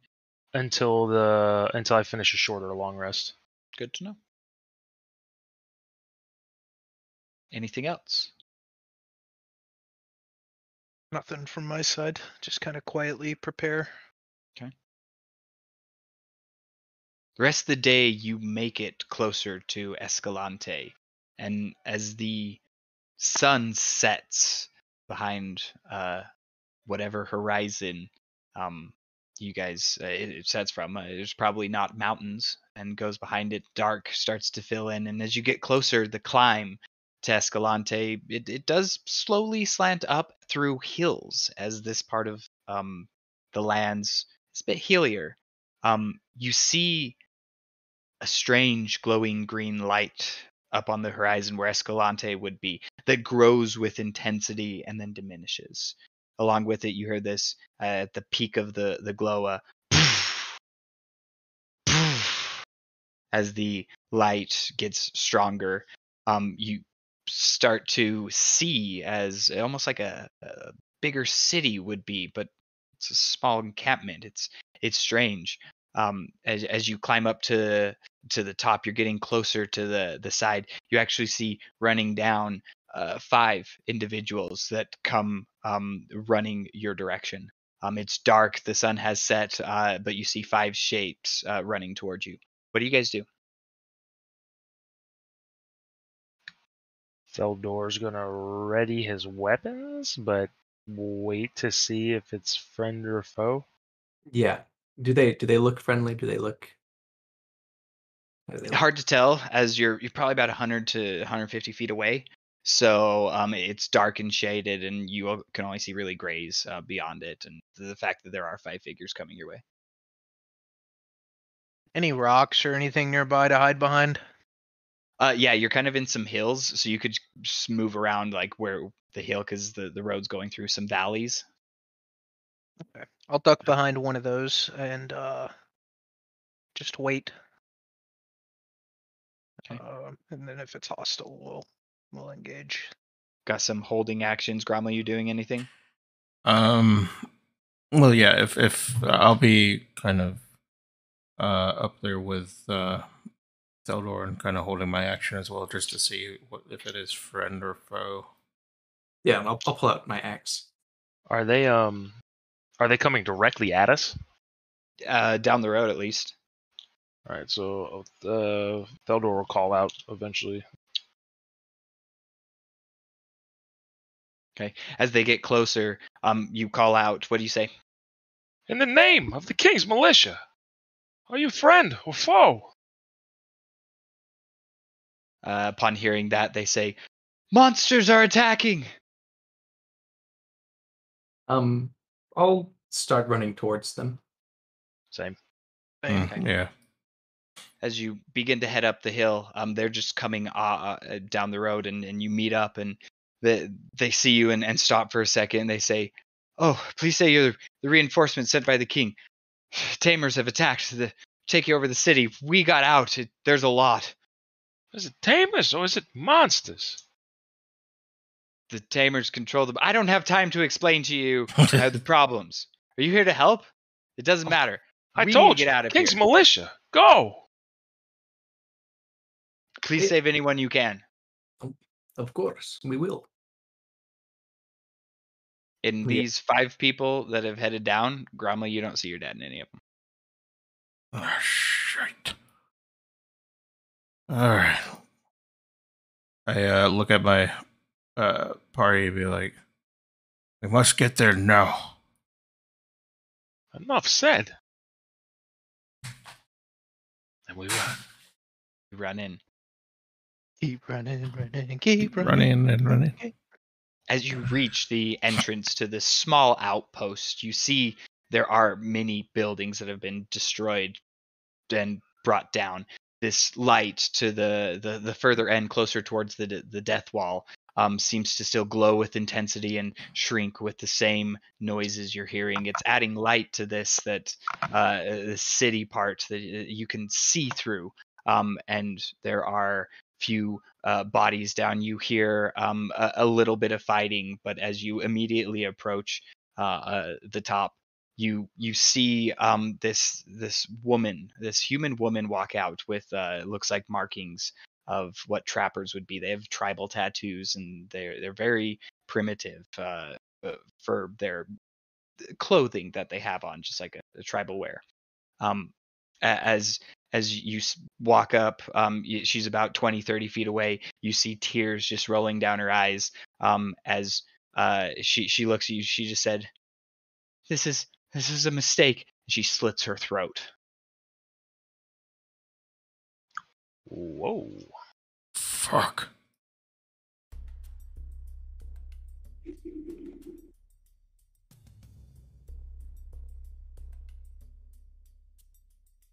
So how are you guys approaching this place? What is the marching order?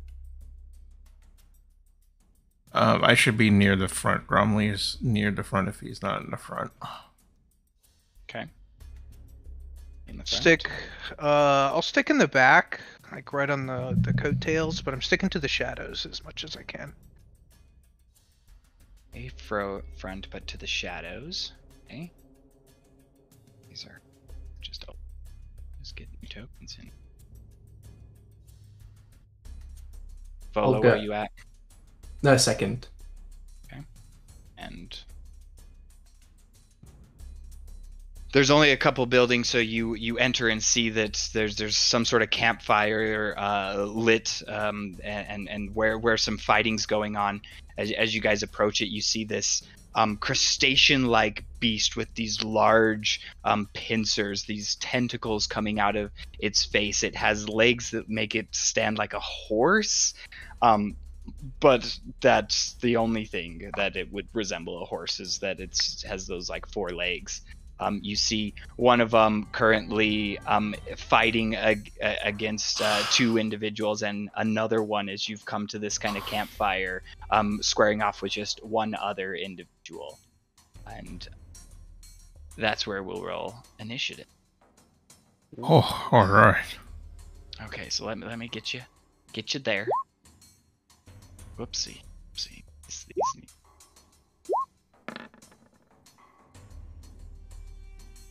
Oh, do I need to select a token before I do that? Yeah, I'll get you to your map. I think, yeah. Mine's a 10. You gotta wait till you're on the map, Mike. Oh, not big. You're okay. I can get this in. Let's see.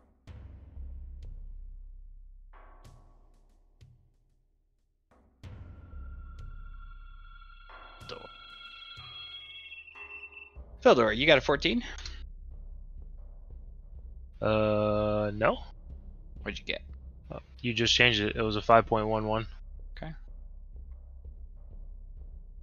Volo, what was yours? 11. 11. Gromley? 20. There we go. I need to scroll down. And Silver, here's a 9. 10 on the first one. I was being a dummy. Give you a 1. How about that? Sounds good.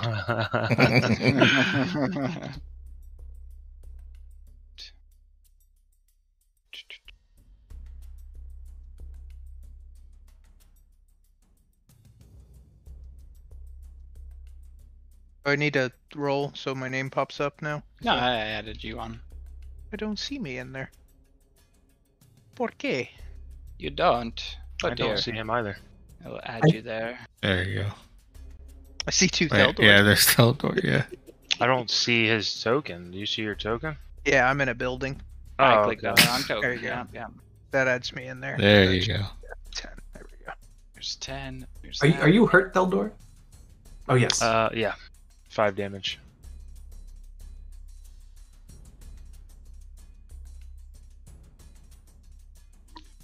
Okay, we will just use this guy. Because why is that? There it is. Now it loaded. We'll just some tokens for the people fighting. They look beat up. They look like they've been fighting off. You do see some large bodies, like one in the main of this probably cat, very large cat. Could be a tiger, but it has these large teeth like a saber would. And with that, shall we begin with Gromley? You are the first to react. All right, so I look around, and I'm gonna go ahead and I guess run to closest one. These squares are 5 feet, right? They are. 2, 3, 4. I'm gonna go up to the top left and then, swing at the first person I get to. Right here, I guess. Okay. The person, you're gonna swing at him? Yeah, for now I will. I'm gonna go ahead and try to swing at them. These people seem to be fighting off the monsters. Oh, well, in that case, I'm gonna go to the monster. There you go.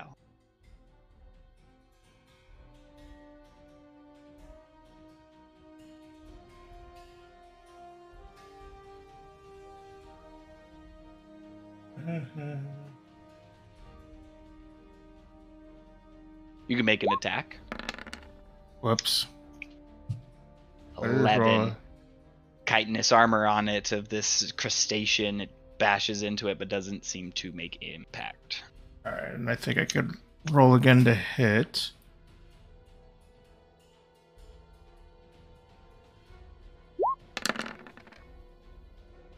Nothing, no. 15. 15 just misses as you make impact again, and you can feel that you're getting there, but you need some sort of stronger attack on it. 15 Yeah, won't do. shit. Alright, and I'll use my bonus actions for a key point and do patient defense. Okay. Defense up. We'll give you that. There you go. Okay, now it's the creature's turn. Okay, this one is going to let's see, it can make a oh boy.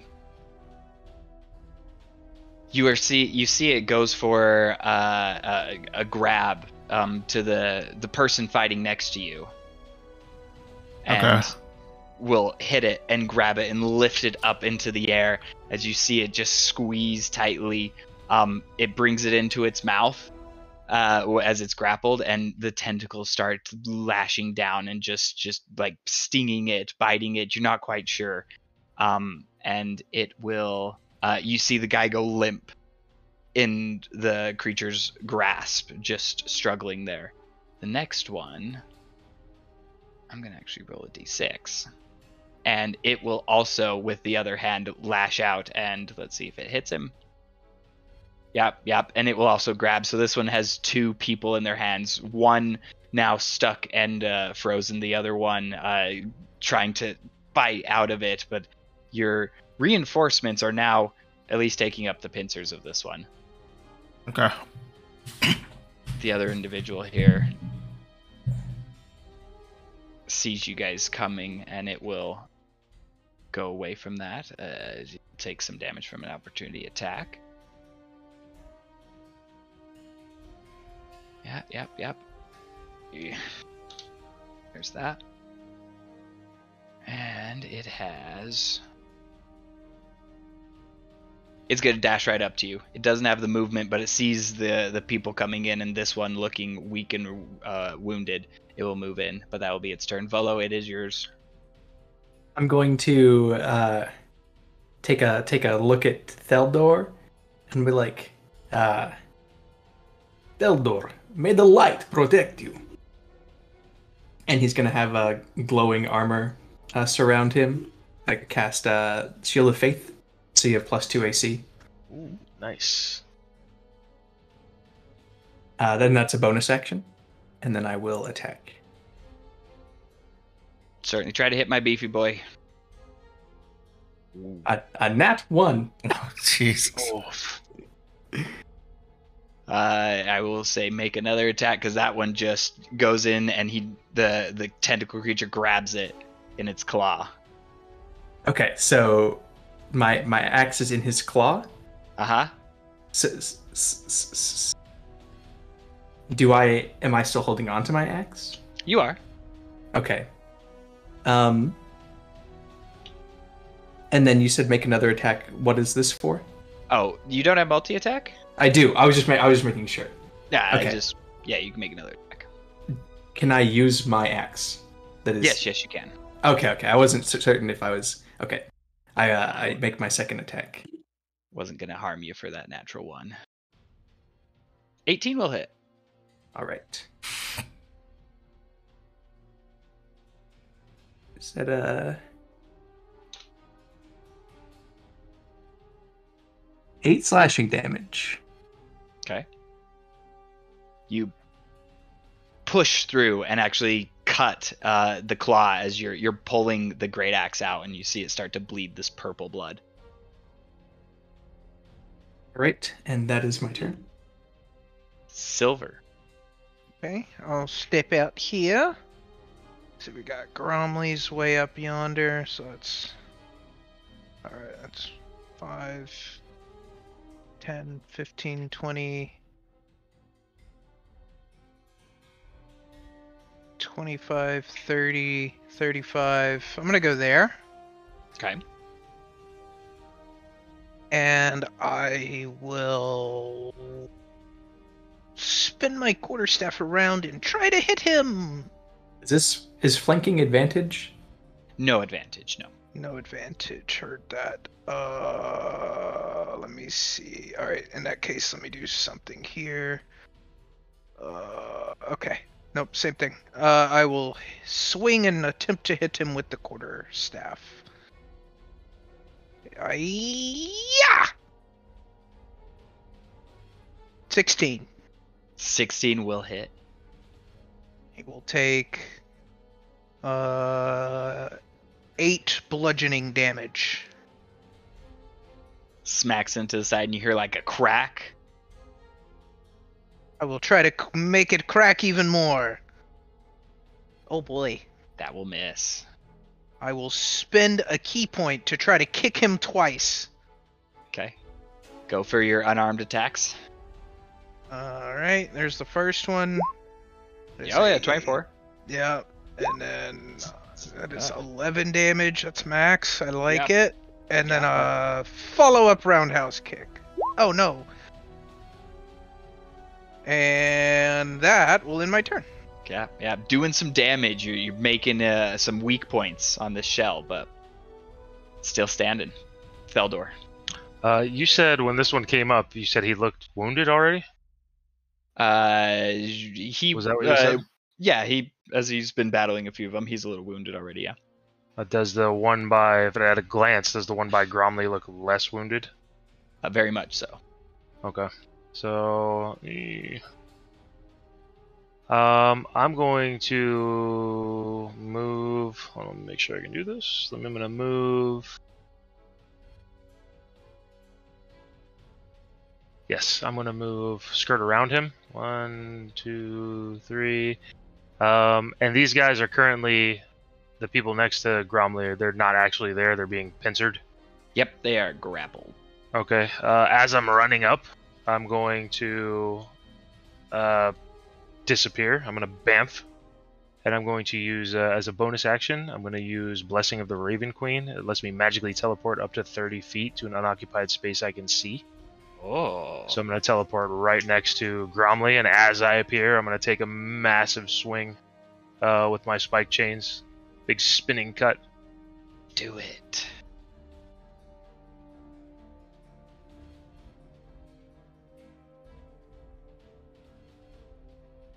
$12 will miss. Okay. Do you have advantage? I do not, but I will take a second swing.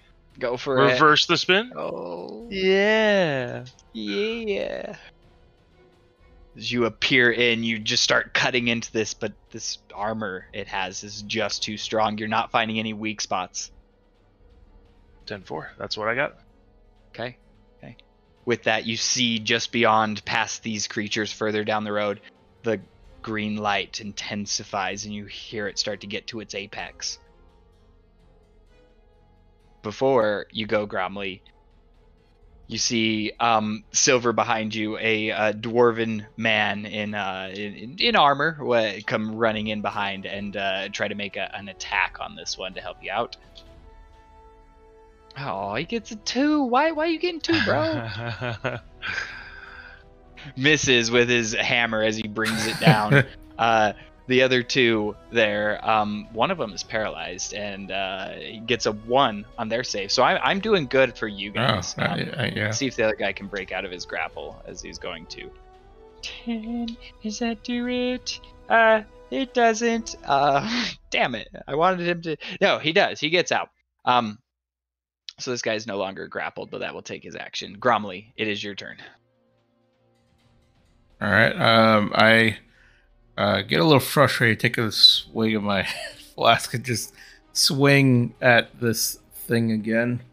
My fists. That's badass.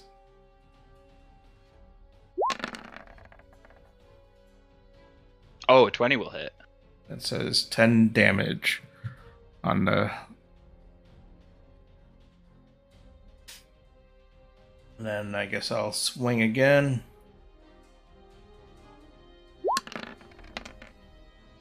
And I miss. That will be a miss, yes. Alright. So you get one good hit into like a joint on the leg. You pop it, you hear something. It bats you away with this large horse leg. And as you come back around, you just find the armor again. I think for bonus action, fuck it. I'll spend a key for the flurry of blows, see what happens. Go for it. Nope. And then I'll swing one more time.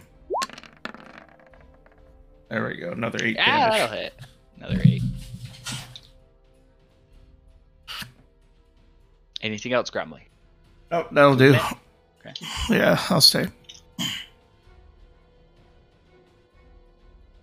So, let's see. The guy with the person held, you see him just crush the individual, and he splits in half and falls in the one pincer. The other one is going to try to get one of you. So, could I have all of you, Gromley and Theldor, roll a d6 for me? Yeah. I'll roll a d6 for the commoner too. I get the 1. Gets the 1. You want a low number on this. 1d6.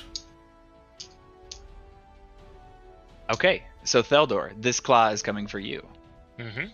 Oh shit, that's 25. That's 19 on that, so it will hit. It does.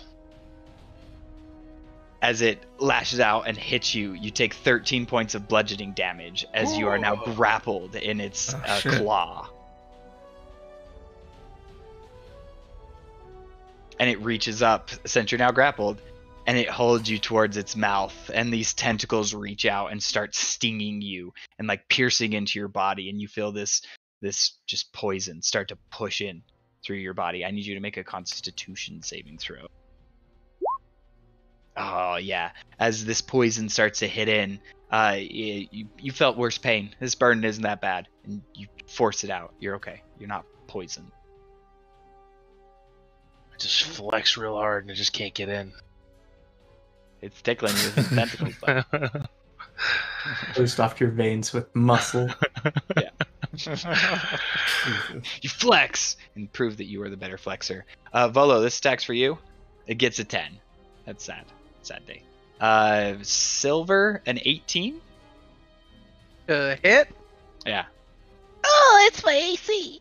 Do you have +2 from? I did not. +2. I did no. That was Gromley. I did not use patient defense. Volo, you gave Shield of Faith to who? Eldor. There it is. Yeah, I'll put that on Eldor. him. That's who it was. Okay, so yeah, that'll hit. He has disadvantage on the first attack against me. Good to know. How about a 10? That'll work. The disadvantage kicks in. Both the pincers miss you, but you see these massive claws just reach out and go. Misses. Volo. I am going to I'll swing my axe. I'll swing the old. Yeah, that'll hit. For 11 damage, and then I'll finesse the axe around, spin it around like a baton, swing again. 15 just misses. It hits the armor, it sticks a little bit, doesn't break through. I pull it back. You do see, though, out of the wounds that you've been causing on this, it's starting to bleed, and it does look bloodied. Silver! Silver, get him right there! And I point at like a weak spot, and I'll give Silver advantage. I'm not advantage, inspiration. Oh, there you go. What is that? It's a D6, yeah? Yes. Okay. And that's my turn. Having the direction, the weak spot pointed out, Silver, it is your turn. I will hone in on that direction with a quarterstaff and aim for a nice crack sound. And that's, I added D6, so let's add that because we're going to need it. Uh-huh. And roll good. 17? Yeah, that'll hit. Yeah, baby! So we will, I'm also going to spend a key point here and stun it. Stunning strike. Okay, Constitution saving throw? Nope, it's just stunned. Oh, yep, con save DC 14, you're correct. Did not scroll say. over that. Hold Yeah. on a minute. Damn it. Super monk. Super monk. It gets 16. What's your AC? What's your DC? 14. Dang So it is not stunned. Hardy beast. Yep. And so let's see, that's 11 damage. Uh-huh. We'll swing again. He swings again. 16! Just hits. Yeah, 10 more damage. Pummeling it. Is it still alive? It is still alive. Son of a bitch, I'll use a key point. Kick it in the stupid tentacle face. Kick 1. Yeah, that hits. 7. No, you're not gonna kill this. He's still up, but you Kick don't got 2? no in you, right? Oh god. Come on, man. Get fucked. Oh, that's Oh. probably gonna do it. 12 damage. Yeah, you Did I roll 10 hit points. Critical fail on damage? 6 equals 6, 12. Alright, yeah. So I crack into the soft spot Volo pointed out. And then we'll do the whirly thing around the neck where it front flip and slam it on its back, you know the one? Like kick it in the throat or something. Oh, hell yeah. And Just then kick it in the throat. Its whole armor around its larynx, whatever it would be, just pops off, and you can see the esophagus and like the food hole underneath as it just bleeds out tentacles and just boom, hits the ground. Alright, and then with movement, I will go 1, 2, 3. I'll go right there. Okay. And I'm done. Feldor. Yes. Question. 15. Do we round up or round down with resistance when we did damage? Round down. We round down. Okay. I forgot. Using the Blessing of the Raven Queen gives me resistance till the beginning of my next turn. Good. All Yeah, damage. you do. Half that last one. Yes, sir. Okay. Do I have to break out? Is it holding me still?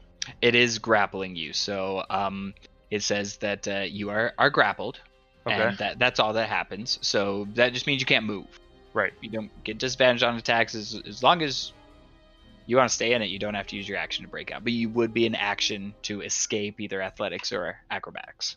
No. You said all I get is a disadvantage? Nope, you just can't move.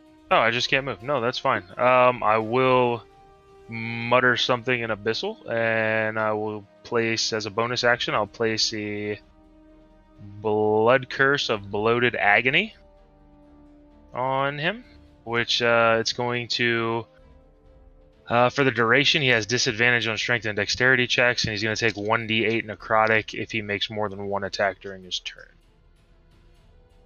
If he makes more than one attack, he takes necrotic damage. Yes, and I will attack him the best I can while being grappled. I mean, you're pretty close to his face. He just tried to put you in his tentacle mouth hole. That's where I'm going to stick that chain. And it sticks.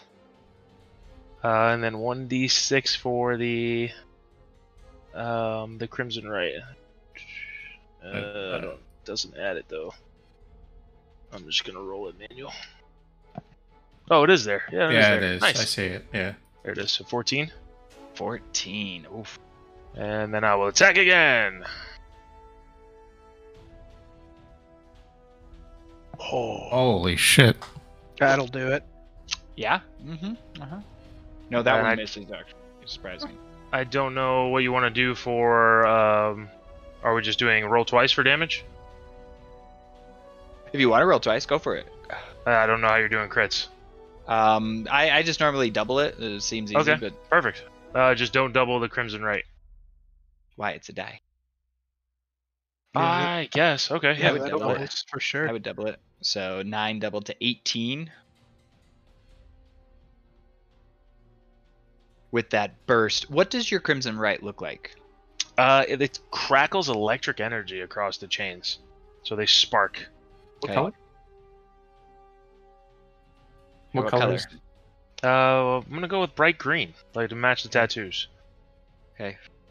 As you pierce this chain, this time getting back into the face hole, you just see the whole head and kind of neck start to pulse and shock with this energy. It coughs up this blood as you pull out the chain, and some of the tentacles are off. Looks over at you, glares. It's mad. But it's bloodied for sure. Okay, that's my turn. Okay. At the end of the turn, the civilians, not civilians, they are guards, they are strong, but the one that's up there in the mix with you guys is going to disengage.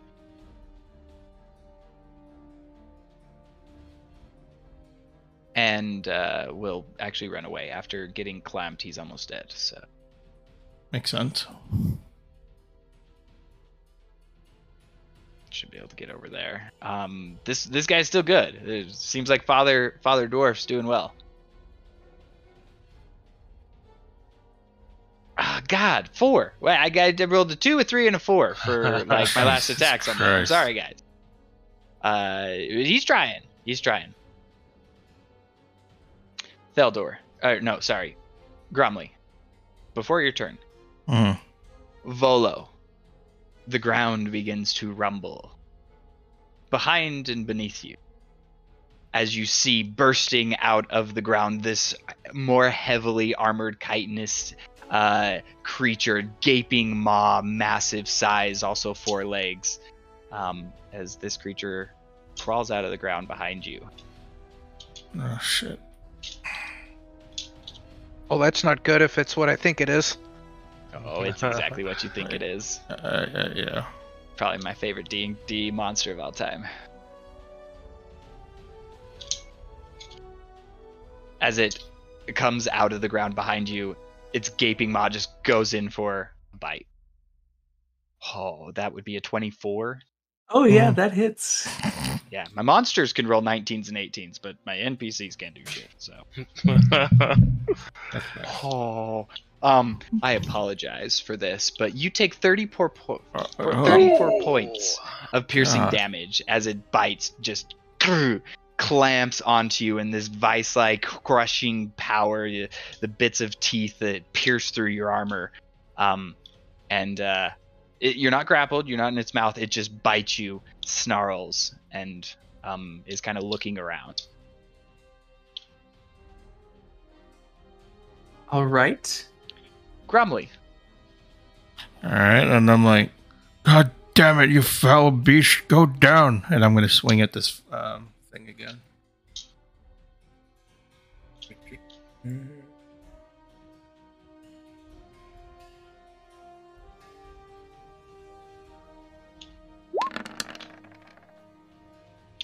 16 just hits.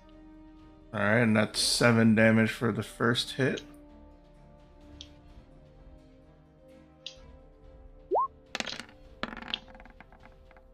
Ah, 2 16s, yeah. Yeah, and then that's 15 damage total. And then, I think on this point, I'm gonna, I'll do Flurry of Blows if he's not downed yet.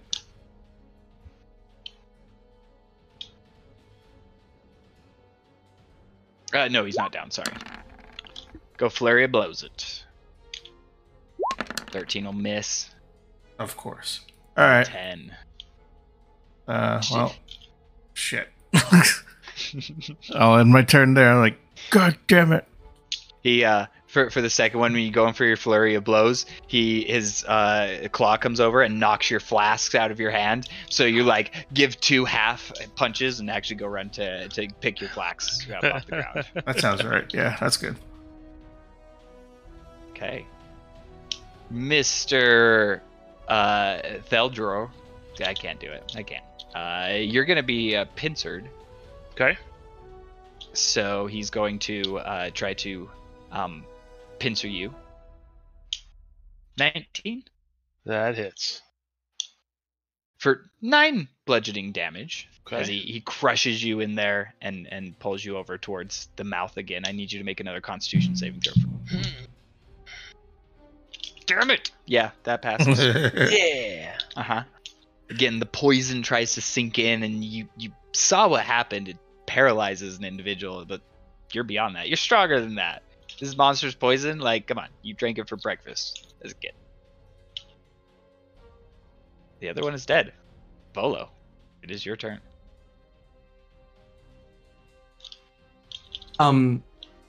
I did not say this when I was attacked, but I do have a reaction. Oh, go for it. Okay. So I'm going to use Hellish Rebuke, Nice. and it must make a Dex saving throw, DC 16. Dex save. That's what I thought it was. Okay. Or take 6 damage. Oh, they got a 1, so it'll take the 6 damage. Okay, cool. I'm going to make 2 attacks here. Where is that? Real quick. No, I'm not. I'm going to disengage 2, 3, 4. Movement speed is 30 feet. Okay. I'm going to come stand right here. I think. 1, 2. Can I go through? Is this a doorway I'm standing next to? If you can see through it, it is rubble. So you can go through it. It's just difficult terrain. Okay. I've gone like around this wall or whatever this is. Yeah. And The wall's been crumpled in. You're kind of climbing over some of the rubble wall, the table and chair under it, and you're making your way through. I'm going to lay on hands myself. Okay. For 25. Did you do a disengage action or anything as you walked away? What is disengage in 5e? So disengage is an action, unless you're a rogue. Okay, well then I'll say that I disengaged and left. Because I believe lay on hands is a bonus action, but you're gonna have to confirm that. No, lay on hands is an action. Okay, so you will not be able to do both. That's okay. I will just come walk over here and end my turn. Okay. Silver? A quick question, Mr. DM, before Go Silver. on. Is the poison mouth move part of a single attack, or is that a second attack? That would be a second attack, so you can definitely give that. Yeah, Thank you, sir. good remembering. Necrotic, if it makes a difference. No difference. Goes through all the same. Yep. Now Silver. Oh, well, shit. And he turns and starts running. 1, 2, 3, 4, 5. Yeah, that's where he's gonna go.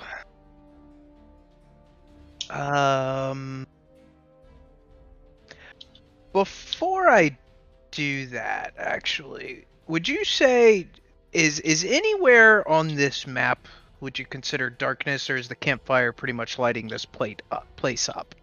I would say the campfire's got this main alleyway there. I would probably back over here would be a little dark, but it's being lit up by the machine that's going on. So the only place of real darkness is kind of back the other way from where you came. Back the other way from where I came. Down Okay. here. Heard that.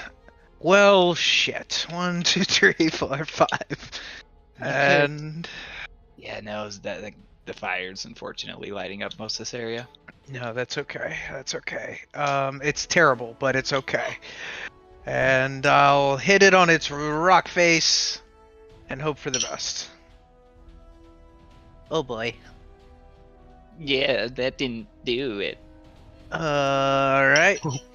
Well, oh shit again. Oh boy.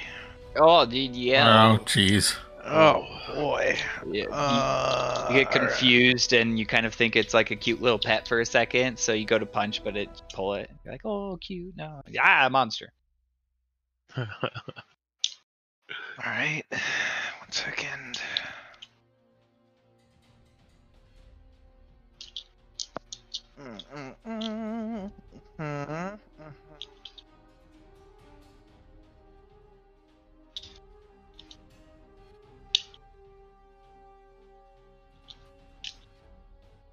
Oh, this is bad.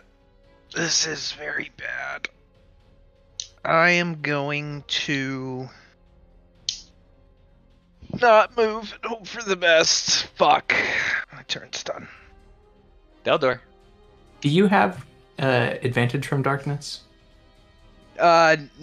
Sort of. Like, I can do shadow step, so I can go from a dark place to a dark place that I can see within 60 feet, which is kind of weird. Like a dark vision type C. And I do that as a bonus action, and then my first attack after that, I believe, has advantage, which I'm trying to get here. I will say, just knowing that, you probably could have appeared behind him, as darkness is probably down this way. Mm-hmm. So I'm gonna say reroll one more time, see, because I'll give you advantage on the So first I'll- one, but you will have to be on the other side. Yeah. Yeah, so I'll be there, and then you have advantage on the first attack. Yeah, so let's re-roll that then. Yeah. Motherfucker. Ah, it's Same roll. Damn. Well, that'll end my turn. Even with the shadows, this creature seems too aware of you, or maybe just too strong. I'm gonna go with that one. Theldor. I'm going to lash out once again. And I'm going to punch it in the face with the spiky ball part of the chain. Yeah, that hits. Oh, finally. Come on. 16? Okay, he's alive, but he's not looking good. One more! Why couldn't it have been below 16? Yeah, that hits. Yeah. Yeah, it's 6 health, so. As he crumples to the ground, you see some of Theldor's wounds stitch themselves. It's crimson, or no, sorry. I forget what it's called. It's called Right Focus. I regain 1d6 upon reducing a hostile creature to 0. So I'm just going to roll it here. Okay. 2. I will regain 2 health. And as a bonus action, 1, 2, 3, 4, 5, 6, I am going to once again bamf out of existence and appear right next to Fatty. And use my second use Blessing of the Raven Queen.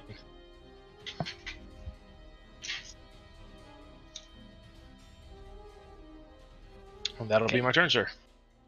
Excellent. Mr. Yeah. DM, I remember why I was trying to do that. So, I have Elven Accuracy feat. So when I swung that attack with advantage, I actually get the ability to re-roll one of the dice if you'll allow me to have it. Go for it. It's like a triple advantage. It's I stupid. would love if this has still failed. 18. Oh, that'll hit. I also thought it was gonna fail, but grasping at That'll straws hit. there. I would say that would have been another 13, but okay. 6 damage.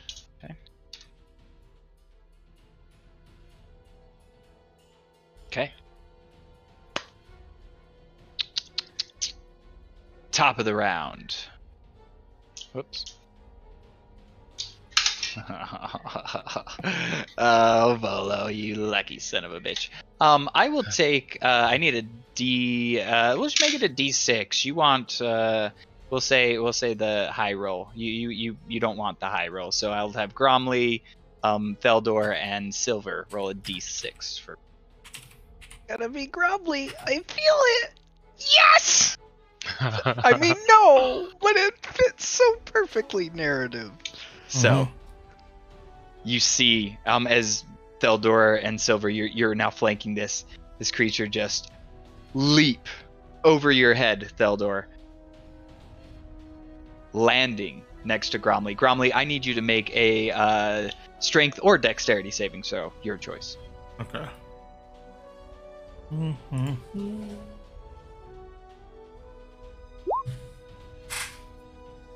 16. You made it. That's what you thank needed. God. As this creature leaps over your head, Theldor, and lands on the ground, you see this dust just as some of the building starts to crumble and kind of push over. But you're okay, Volo. You will only take half of this damage, Gromley. Mm-hmm. I actually have to type this because Yeah, wait. Okay, so only 12 damage is what you will take, and you dive off of getting away from underneath it, and you will be right here. Okay.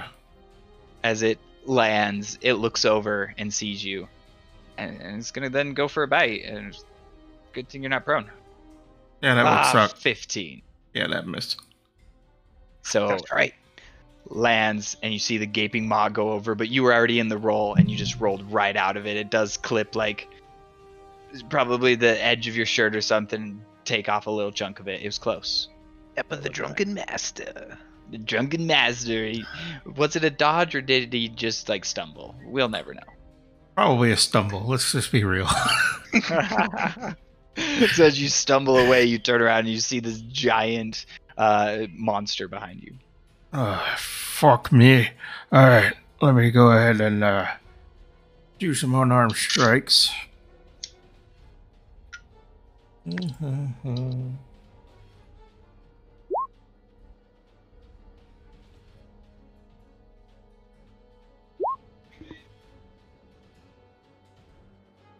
Let's see.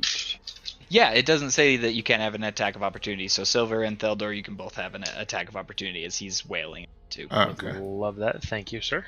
18 does hit for your 7 7. damage, yeah. 20 will hit. No Theldor. Oh, damn. 11 damage. Nice. Alright, and I'll roll again for a hit.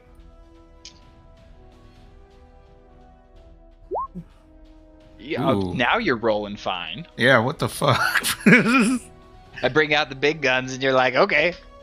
Alright, so that's 14 damage, and I'm like, fuck you! And I'll do flurry of blows. Oh, nice. And then... Okay. Oh, that's a miss. Yes, that one will miss. So... 23 damage, right? 14 plus 9.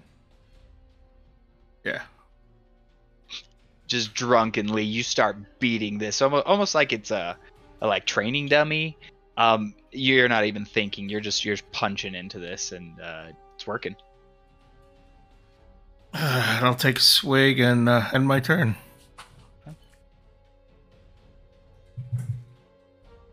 Bolo. How does the beast look? He's taken some hits, that's for sure. Not quite bloodied yet. Okay. Can I lay on hands myself and cast a spell? Yeah, you should be able to. Okay.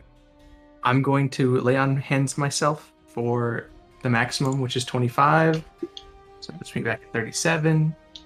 And then I'm going to cast the spell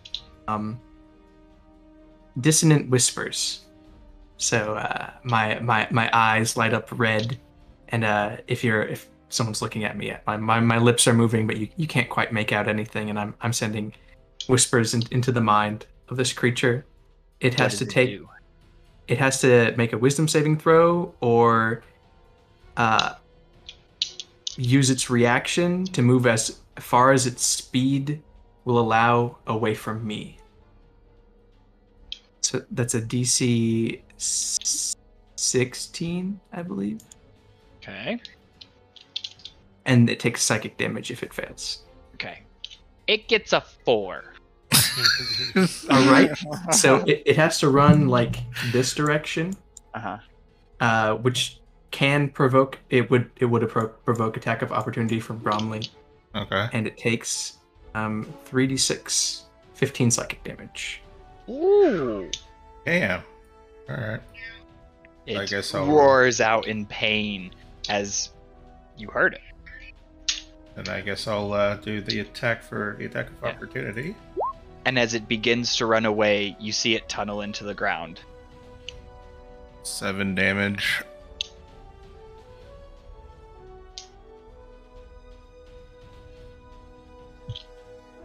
It tunnels down, and you lose sight of it, Gromley, as you strike it and Volo. And it, you believe you know what direction it was headed, at least knowing the spell. But I'll bring up you, Silver. Uh-huh.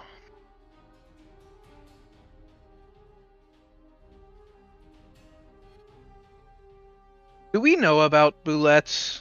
Like, meta, non-meta, in-game actually know about boulettes? And how they... No. Sense movement, all that. Okay, I mean, fair enough. You know as much as you've seen on this fight. Fantastic. So in that case, it came out of the ground. I'd like to find somewhere not on the ground. Okay. There's a stable roof kind of to your back and right. Yeah, that sounds great. I'd like to go up there. Kind of back over here. Yeah. There's a rooftop. These are only like 1-story buildings, so you climb up the side. Easy enough to do. Monkin ability and stuff. I won't even make you do a check for it. Anything else? I will hold my action to throw a dart. Okay. If it pops up. That's it. Theldor.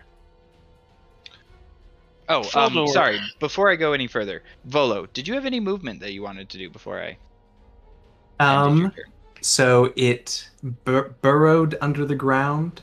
Yes, it did. I think I would walk right next to Theldor.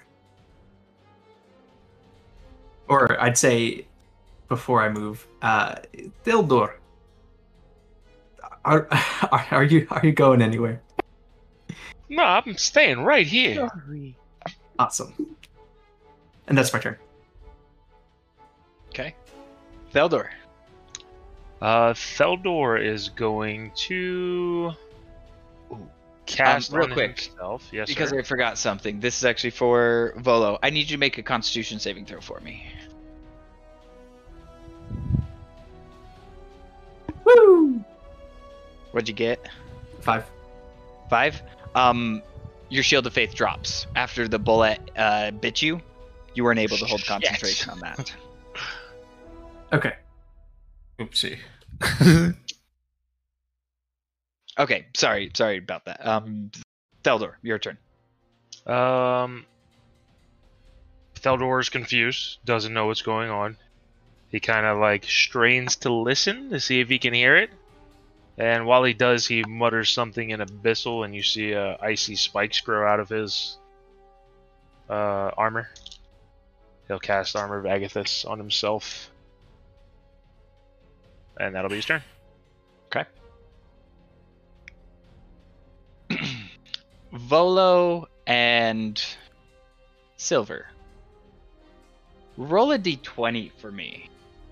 Oh boy. D20,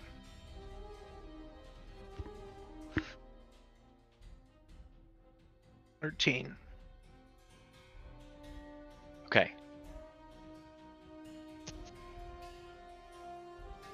Silver, the building starts to rumble and quake as you two were the only one who made movement last round, and it begins to fall underneath you. I need you to make a dexterity saving throw. Ah.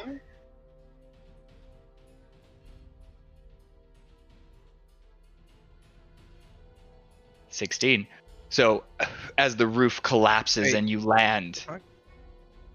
underneath, Go ahead. Sorry, go ahead.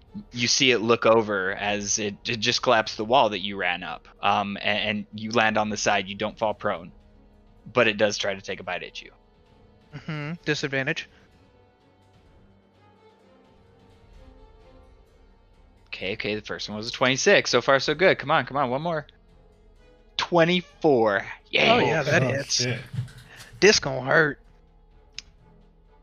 As it reaches out and bites you, you take 32 points of piercing. Please.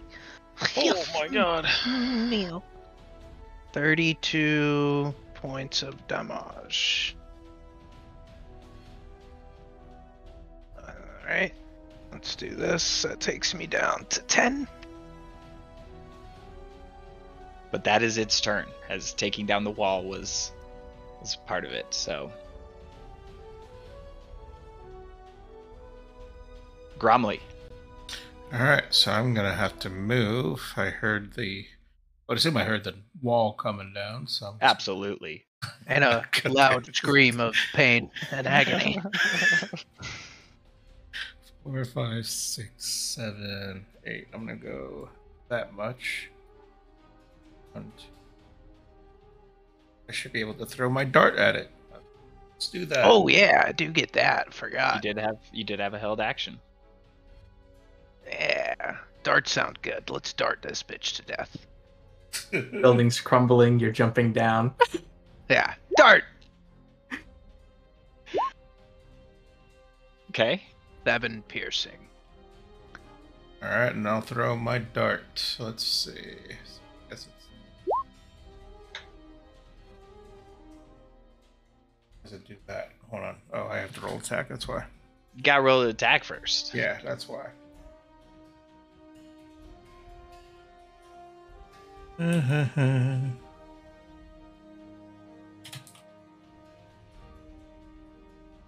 Well, that misses, right? 9. What's your modifier? It is 8. Oh, 17 total. 17 just hits. Okay, so I did 6 damage.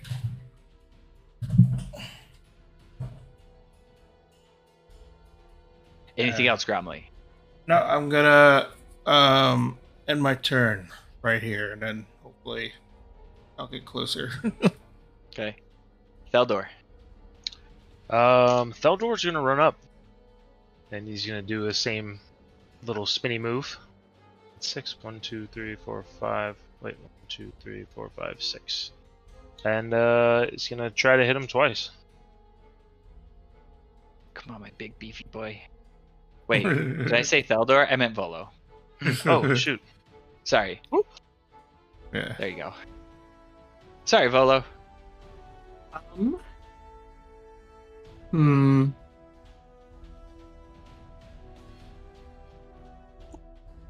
I will walk up. I will hit it twice. This is a good idea. That's a fantastic idea. Beat its ass! 7 damage on the first swing. Ah, yeah, Oh, that's a good one. 17 damage on the second man, swing. what is this monster? Okay. Who is breathing heavily? 1, 2, 3, 5. I will Theldor. I swing my axe through. I swing it through. It like chips off a piece of its armor, and I swing it back through right in the exact same spot, slicing through the armor. Blood comes out of it. I'm like, you're right here, Theldor. We've got another weak spot. And I give you a d6 Okay. Yeah. inspiration. His eyes are going wide as this gout of blood just starts pouring out, and he's just making this wedge in the side of this heavily armored creature. That is his turn with the inspiration out. Anything else though, Volo? Nope, that's it. Hey, Silver. I've been in the bleedy spot with the staff. Ah! Yeah. Oh. 13 damage. Yeah. Okay. I will spend a key point to see if I can stun it. Bitch has probably got a million con too, but I'm gonna try it anyway. Probably. Yeah, he's got a good modifier. It's got to. Gotta have a good modifier. Roll shit. 19. God damn it. Alright. Key point wasted. Hell yeah. Second staff. Ah! Oh shit. Oh, missed the weak spot. Yep. And key point for flurry blows.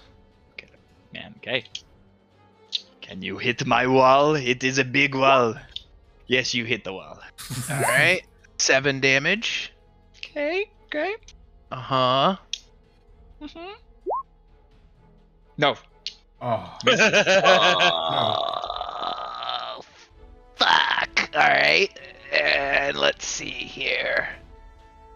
I think that taps me out. Yes, I end my turn. Okay. Theldor. All right, Theldor is going to still do the same thing, so I will happily keep that 12. But if you don't mind, I would like to try to add the d6. Sure. Let's see if that d6 can help. He runs up and slides on his knees and he spins and he hits the 1d6 with it. Oh, is that 17? Yes, it is. Yeah. As Use you your muscles, Theldor. you run up, you go to do your slide, your spin. You see, as your eyes make connection with this in a brief moment, you're like, you see this kind of like red glaze over it. Something in your heart kind of beats, as you know, at least from the Tamers, this creature is working on it against its whatever will would be. You still take the strike, Theldor. So the creature... Wait, so the creature doesn't... I'm going to kill the creature anyway, but just to get this right in my head, the creature is being compulsed to do this? Yes. Some sort of compulsion? Yeah, it's got to go, because I don't know how to stop it, so... What are you waiting for, Theldor? Yeah, so I'm gonna do the damage. I don't know if I'm gonna kill it, but I'm gonna try. Roll damage. 16? Yeah, Is it still standing? Had 6 hit points left. So, how do you do it? Yeah, we come sliding in on the knees, and you see the green lightning crackle through it. And thank you, Volo, for pointing out the weak spot. And I run up and I go, I see the spot, and just helicopter spin into it. Cut in as gore splatters, falls. It's just a mess of a creature that spills out from you just spinning this spike chain. It steps once, falls to its front legs down, and then its back legs just face first into the ground, dead. Ooh, nice heal.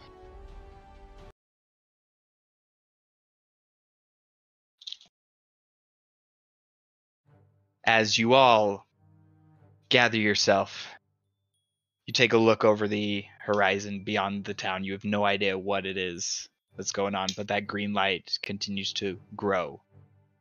And then... But that'll have to be a part for another. As we'll end our session tonight. Yeah, that was fun. That was good, Derby. Yeah. That was good. I like that. Well, you saved your dad. You didn't die in the thing. That's true. I did. I was father. Yeah, but that was fun. Yes, that was excellent. Thank you. I'm glad I didn't go Eastern European. I was going to bring a Leo accent in here. Good job, Olo. Thank you. Trying to get a thick Sean Connery accent. So I decided bad Christopher Walken was going to be. I was thinking more. I think I've more really been John enjoying it. Travolta. That's what I've been hearing. I'm really enjoying the Sir Walken. Yeah, I heard like Travolta walk in like a immigrant in Brooklyn all in one. It was. Well, I mean, it was that's like, where Walken's from, Brooklyn. Yeah, it was Yeah. So I didn't circling. know that. The accent was circling the drain, with the center point being Christopher Walken's accent. Oh, Well, thank you guys. I had fun. Yeah, It was really it good. was I good. really enjoyed that. Yeah. it was fun. Now we'll have a follow-up one-shot just in case one Yeah. day. Yeah, that's good to put in the back burner for another day. See, like I had like this and then part 2 ready for combat heavy, but I was like, I want to see how much they RP at the start, and you guys like your RP, so I enjoy it too, and I hope that was a choice I made that it worked out okay. I very much enjoyed the improv in the beginning. Yeah, I had to think a little bit, was, and I was like, yeah, that makes sense. That Hey, was good. If we ever get to part 2, you'll know what those improv questions actually meant. Okay. Maybe a little bowl of cereal? Snacking up tonight? Oh, man. All right, viewers, thanks for watching. That was fun. I'm gonna go raid someone, and we'll catch you next time. Of course, I'll upload this on YouTube here for the one shot. Nice. All right, take it easy, fellas.